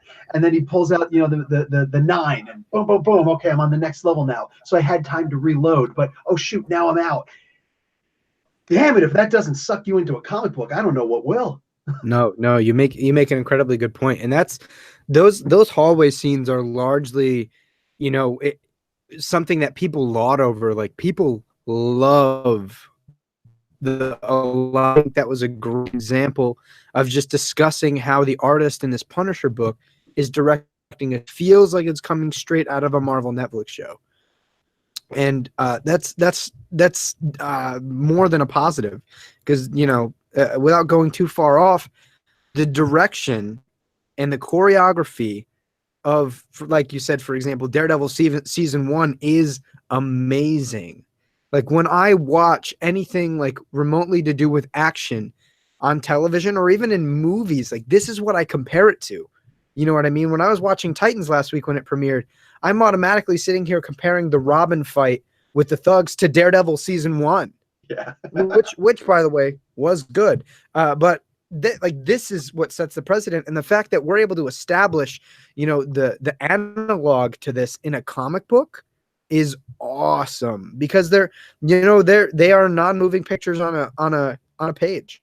So if you're able to kind of get this mental image of moving pictures from something that is inherently not, that says something, like giving credit where credit is due. But let me see. I think we've gone over a good majority of books. Were there any books that you wanted to mention, Bill? Either that you love or are just really not Doctor feeling? Strange yet? Yeah, I haven't read it. I have never really read any Doctor Strange. Man, you have just failed the comic book universe, man. Mark Waid is writing Doctor Strange right now, and we're what, 6 or 7 issues in. He has taken this character who we've known and loved for a while, and he just said, you know what? Let's completely change all of this around. And he took what should be a trope that I didn't like the idea of. Again, this was something I didn't like the idea of. The solicit was, hey, we've seen Doctor Strange in space before, but what if he were literally going to different planets and he didn't have his magic anymore? I'm like, this sounds stupid. This sounds like the dumbest thing in the world. I'm going to read issue 1 and then we'll see what happens. And I read issue 1. I said, holy crap. This comic book needs to not just be a weekly, this needs to be a daily comic book. I need more and more of this. This is freaking amazing. He takes this character, and you know how he'll use, like, let's say, the wand of Watum and the eye and the orb of Agamotto and all these different things of somebody else? Mm-hmm. Mark Waid says, how come he hasn't made his own magical weapons yet? Exactly. That's awesome. This is going to be one of those definitive Doctor Strange epics. Do you feel like so amazing? Do you feel like this what Wade is doing here is fairly accessible? Because I know, and some Okie dude was discussing it in the chat too, and I've heard it from a number of people about how great Jason Aaron's Doctor Strange was. And for me, admittedly, I know very little about Doctor Strange. I had done research before the film came out. I've heard other comic book YouTubers, more specifically Tiffany from Comic Pop, discuss a lot about Doctor Strange. It's like, okay, like maybe I'll check this out. I've always kind of just been like, okay, like this is off to the side. Like if I ever have time amongst the other bundle of things I have to do, I'll check it out. Do you feel like me with very little? I'm not saying I'm totally brain dead to Doctor Strange. Do you feel like with the little bit of exposure that this is something that someone like me could hop onto? I don't care if you've never even heard of Doctor Strange before. Mark Waid will teach you who Doctor Strange is in the beginning of the issue, and then just snatch it all away. And anybody will look at this and act and feel like they're on Doctor Strange for the first time ever. I felt like I was on Doctor Strange for the first time ever. And yeah, I don't think there's a lot that I haven't read yet by Doctor Strange. Yeah, I have to say, I really got onto Doctor Strange. Well, I started with Donny Cates' Doctor Strange run, but I actually Mark Waid, I like Mark Waid's run a lot more than I enjoyed Donny Cates. Mark Waid, it's just accessible. It's fun. I feel it's funny. And it's so well drawn. I love the art. I mean, the art's really good. I mean, it was originally, okay, I guess the recent issue is Jean-Pierre Pina, but before that it was I forget the artist's name. Jesus Saez, right? Right, that's what it is. Yeah, really excellent art and great storyline. He's even got kind of a love interest, and he's I mean, the way that he's the way that I love the way they combine science with magic, and how they're kind of similar, and how he basically he relearns magic almost from scratch, but on different planets as he explores the universe, and even came into contact with the Skrull and got a time stone. And so even the way Mark Waid sort of linked it with sort of Infinity Wars, and it ties in a little bit, yet not in a confusing way. Again, it's all accessible, and it's really good, and it's definitely well worth the read. Awesome. I'll definitely have to go check it out. That kind of gets me excited. I feel like so many times on these conversations, and this time you definitely got an assist from Professor Bill. ComicBoom, you get me into books that I never think I'd be interested in. Like a couple weeks ago, we were discussing like the Justice League or the State of the DC Universe, one of those two And he was like, yeah, like telling me all these things about Supergirl. And I'm like, well, shit, I guess I'm buying Supergirl now. So Comic Boom, you're driving comic book sales up. Maybe that increase in Marvel sales you were discussing earlier in our little group chat was all on you. Yeah. Oh well. Cool. Well, now we know, Doctor Strange is certified fresh by these gentlemen here. Were there any other books that you guys kind of wanted to bring up? There's the Infinity Wars, I should say, the new one with the Infinity Warps. It's another event by Marvel. It was stated earlier that there are always too many events going on at Marvel, and I have to 100% agree. There's just way too much going on. But at least they feel independent enough.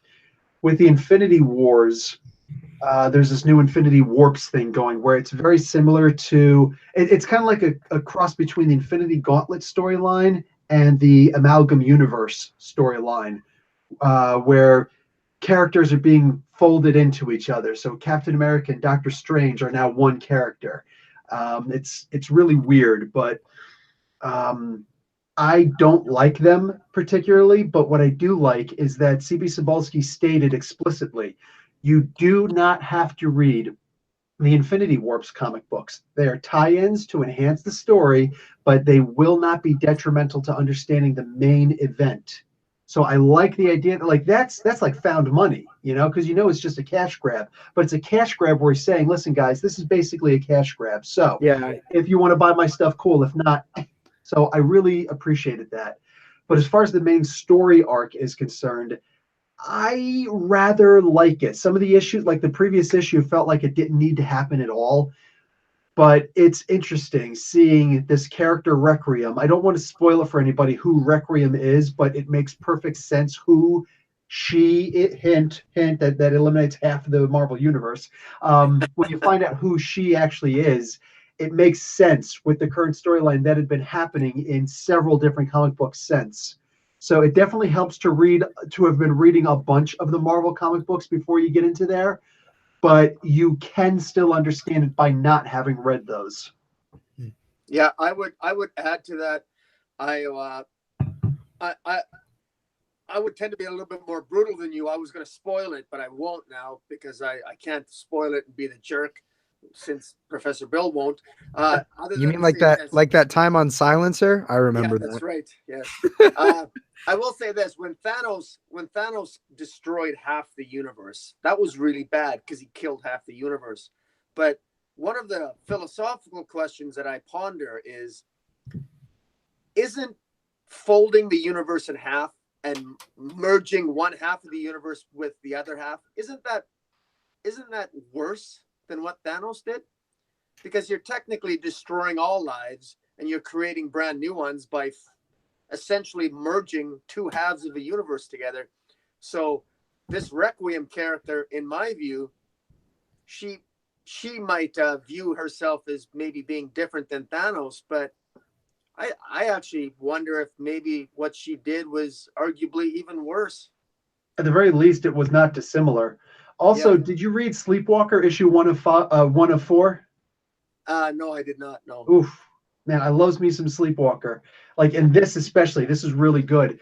But the Sleepwalker Council makes a conversation, a topic of conversation. They say, this actually isn't so bad. We're not going to do anything about this because it actually cut the number of nightmares in half. So it's actually made things better for us, and no one was actually killed. So it is interesting. There's definitely a moral conundrum there, which I can appreciate. Yeah.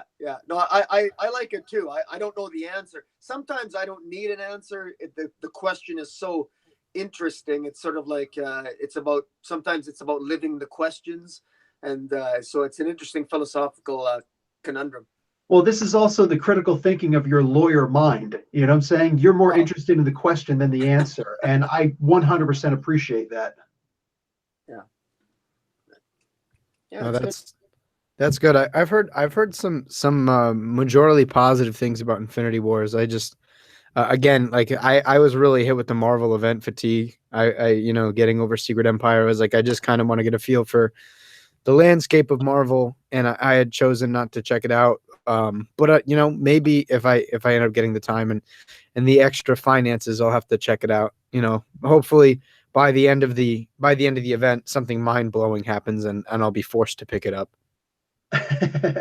Well, I am hoping that there is going to be some lasting consequences. That's actually to argue against something that earlier Comic Boom had said.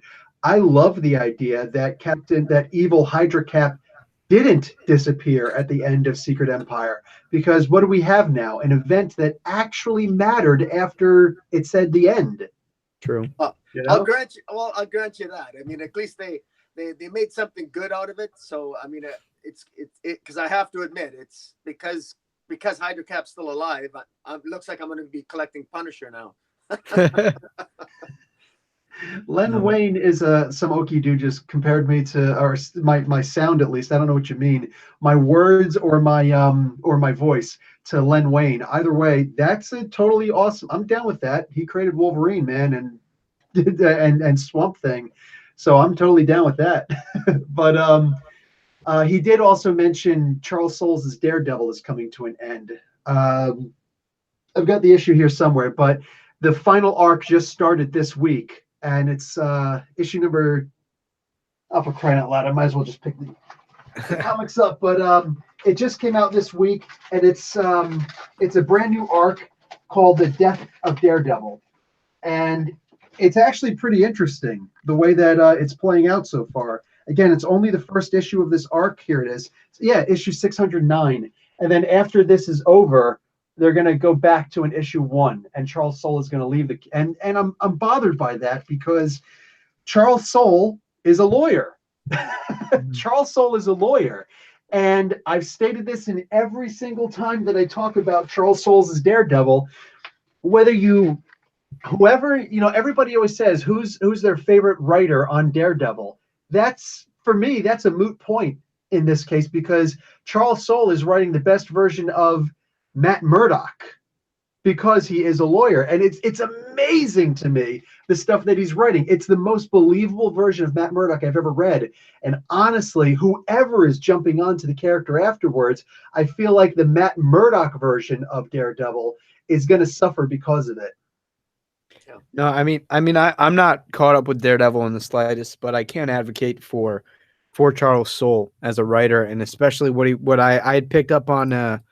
I had started reading like contemporary Daredevil around the time Wade was on it, and I liked some of the ideas, but I wasn't super in love with it. And then when Charles Soule came on, it felt like a return. It felt like a return, the return of Matt Murdock. And for me, you know, growing up, my exposure to Daredevil was on that Spider-Man animated TV show, and then again that Daredevil movie that everybody loves so much. And so, you know, I didn't have a great understanding of who Matt Murdock was. And then as I got older, we got this amazing Marvel Netflix series. And then I started reading Frank Miller's Daredevil, The Man Without Fear, Born Again, so on and so forth. And for me, Charles Soule is kind of I don't want to say a spiritual successor story-wise, but in the way he carries Matt Murdock, he understands him. He understands him in turmoil. He understands him in normalcy. And, you know, like I said, I'm not caught up. So although I can't really comment narratively right now, I think that, again, he's one of those writers that just fundamentally understands the character. And I'm sure that his experience as a lawyer is it's one of the factors that helps him do so. Yeah, about 15 or 20 issues ago, he had this this one story arc where he was trying to argue in court that superheroes should be allowed to testify in court as witnesses with their masks on without revealing their secret identity, because you still know who these people are. You don't have to know their secret identity to all of a sudden understand the character better. And I thought it was beautiful the way that he was explaining this. And then he actually took it to the Supreme Court. And the issue where they battle, where he discussed the Supreme, you know, with the judges of the Supreme Court, you're talking about the highest circuit of the courts in the USA. When they actually did this, they actually had this scene where I was confused for the first couple of moments, where the judge threw the gavel and hit Matt Murdock in the face. And I'm saying, what the hell? Why would a Supreme Court justice do that? And then I realized there's more and more, and I realized this is actually the two lawyers and the judge battling with each other, and this was the artist's rendition of that verbal battle. So to me, it blew my mind, and I said, that's it. Nobody's ever going to write a better Daredevil than this, or a better Matt Murdock than this. I love that arc, and I actually did an entire video on the 14th Amendment and and Matthew Murdock's approach, and I actually think it's in the best interest. I predicted that it would be in the best interest of Matthew Murdock lost his case, and the reality is I always find it kind of funny because the Marvel universe is by far the most Republican universe on the of all. It's very, very Republican. There's no way a liberal would ever be president in the Marvel universe. It's never going to happen, ever, ever, ever. But so I find that kind of comical. What I found interesting about that art, that Matthew Murdock he's like a super lawyer. What I thought was really incredible was that the opponent that he defeated, he actually set him up because they set this Law character. I think it was Mr. Law or something. His name was, or Legal. His name was Legal. Yeah, his name was just Legal. And he basically managed to defeat him rather handily at the Supreme Court level. And I thought, and it's not just a lawyer, maybe a little bit of a lawyer in me, but I thought, really, when you think about it, if a superhero can testify against you and not have to reveal who they are, that's a can of worms there that you're opening up. Like, how do you define hero? I mean, in the video I did, it's like, so anybody can throw on a Halloween costume and, go and spy on somebody and testify against them and not reveal their identity. And you don't even have to, you could make up a name for yourself. But anyways, I agree with you. I love Charles Soule. I've been following it. It's great. I love him as the mayor of New York City. That was a great arc. And now with him, even this latest issue, where it's going to go, how exactly, with the death of Matthew Murdock, I suspect it's going to have something to do with his twin brother, who, that's kind of an odd thing too, with that other character. Oh, he's gone. What's that? He's gone now? He's gone, yeah. I don't know how, thematically, I don't know how they're going to get rid of, how they're going to get a Matthew Murdock. So I'm really curious as to where the story is going to be going. But we'll have to wait and see.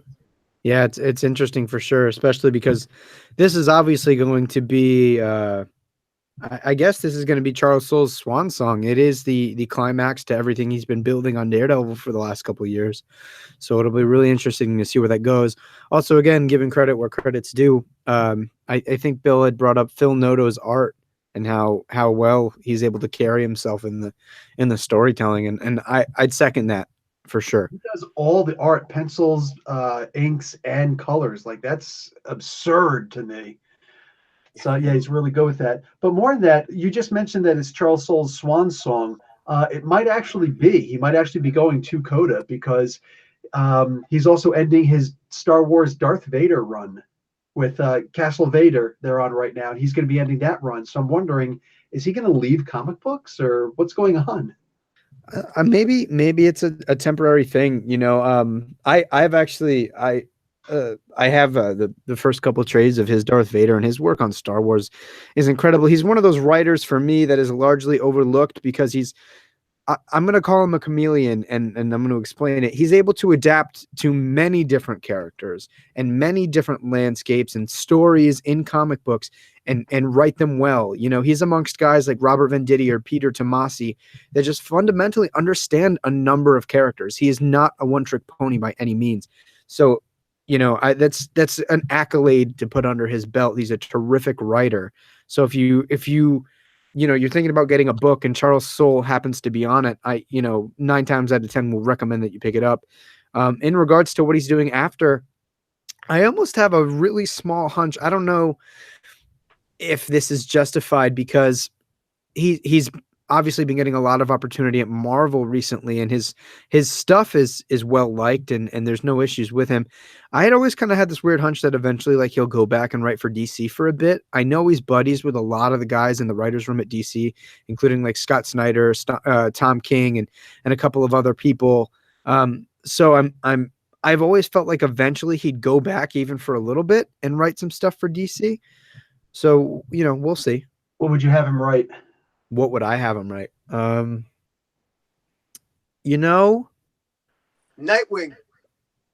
That's a good one. That's a really good one.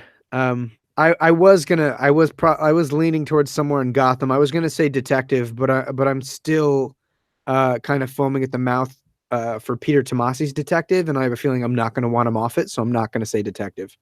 But Nightwing is really good. I'm gonna have to kind of call that one out and stick with that. I'm thinking either Martian Manhunter or Green Arrow. I'd be down with that, especially because I'm not excited for Steve Orlando and Martian Manhunter. But don't let me get into that conversation. There's only like 12 issues though, right? Yeah, I think so. I think it's going to be a maxi. But I really want a Martian Manhunter book that's not written by Steve Orlando and drawn by Riley Rosmo. But we're not going to go there. I'm going to stay over here. No, yeah. Again, what Comic Boom had said there.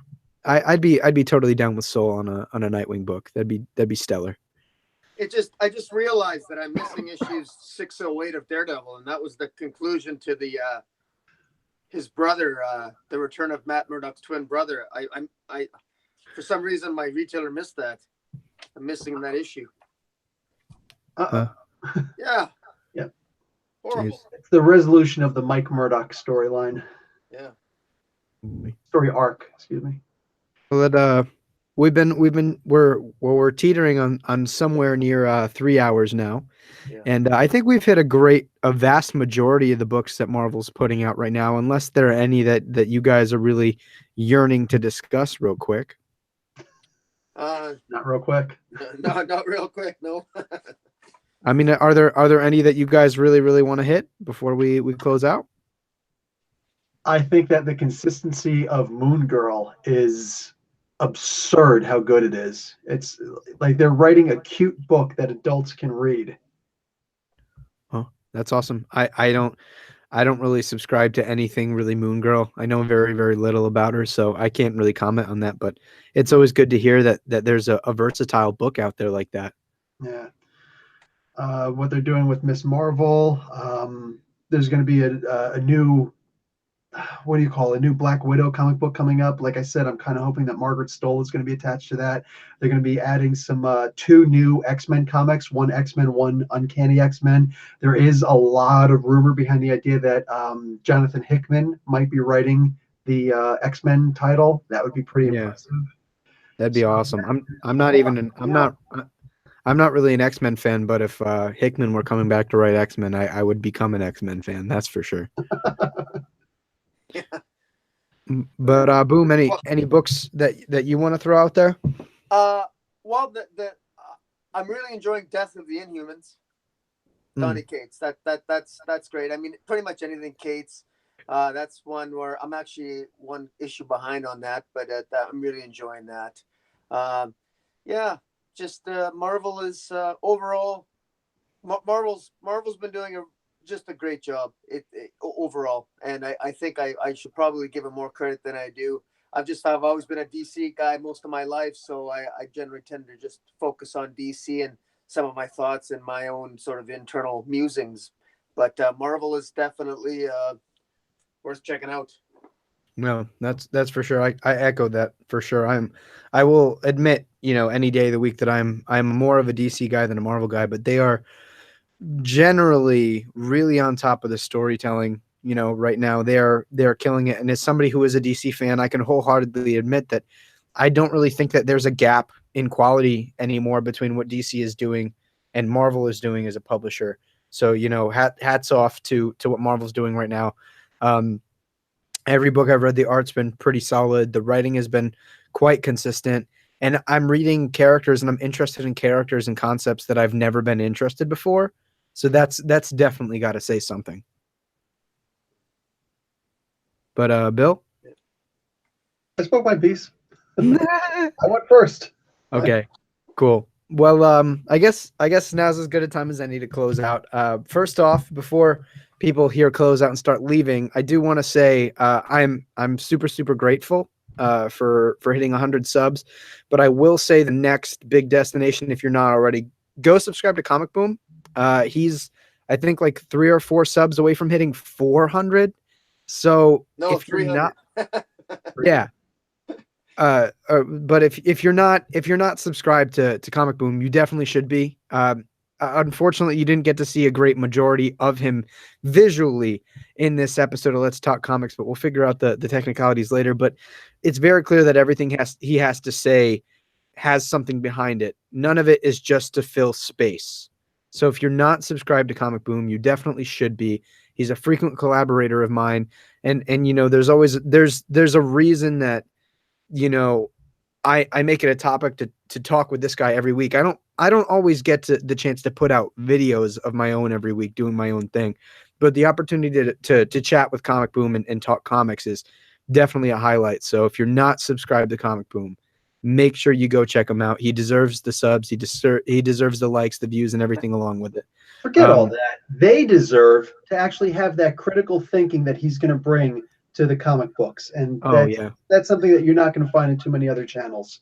Yeah, no, I couldn't have said it better myself, Bill. Well, thank you guys. That's very nice of you. So, for sure, and again, also, Professor Bill, if you guys are subscribed to me, there's a very great potential that you already subscribed to this guy.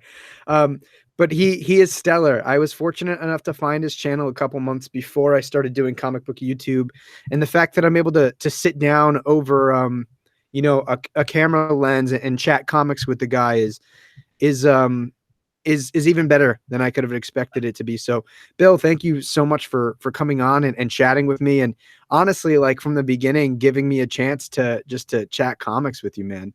No worries. Like I said, you found your voice even earlier than I did. I've been doing this for for a little over 2 years now.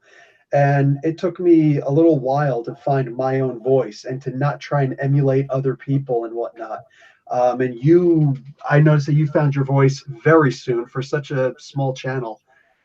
So yeah, you should probably be at about 10 times this number of subs for already having found your voice. So yeah, again, I'm impressed. No, I appreciate that, man. It definitely means a lot to me. Like I said, I was a fan of yours, and it's for sure a pleasure to say that we are collaborators out here talking comic books, and again, so if you guys aren't subscribed to either Comic Book University or Comic Boom, you should be. First off, both of the links to their channels are in the description.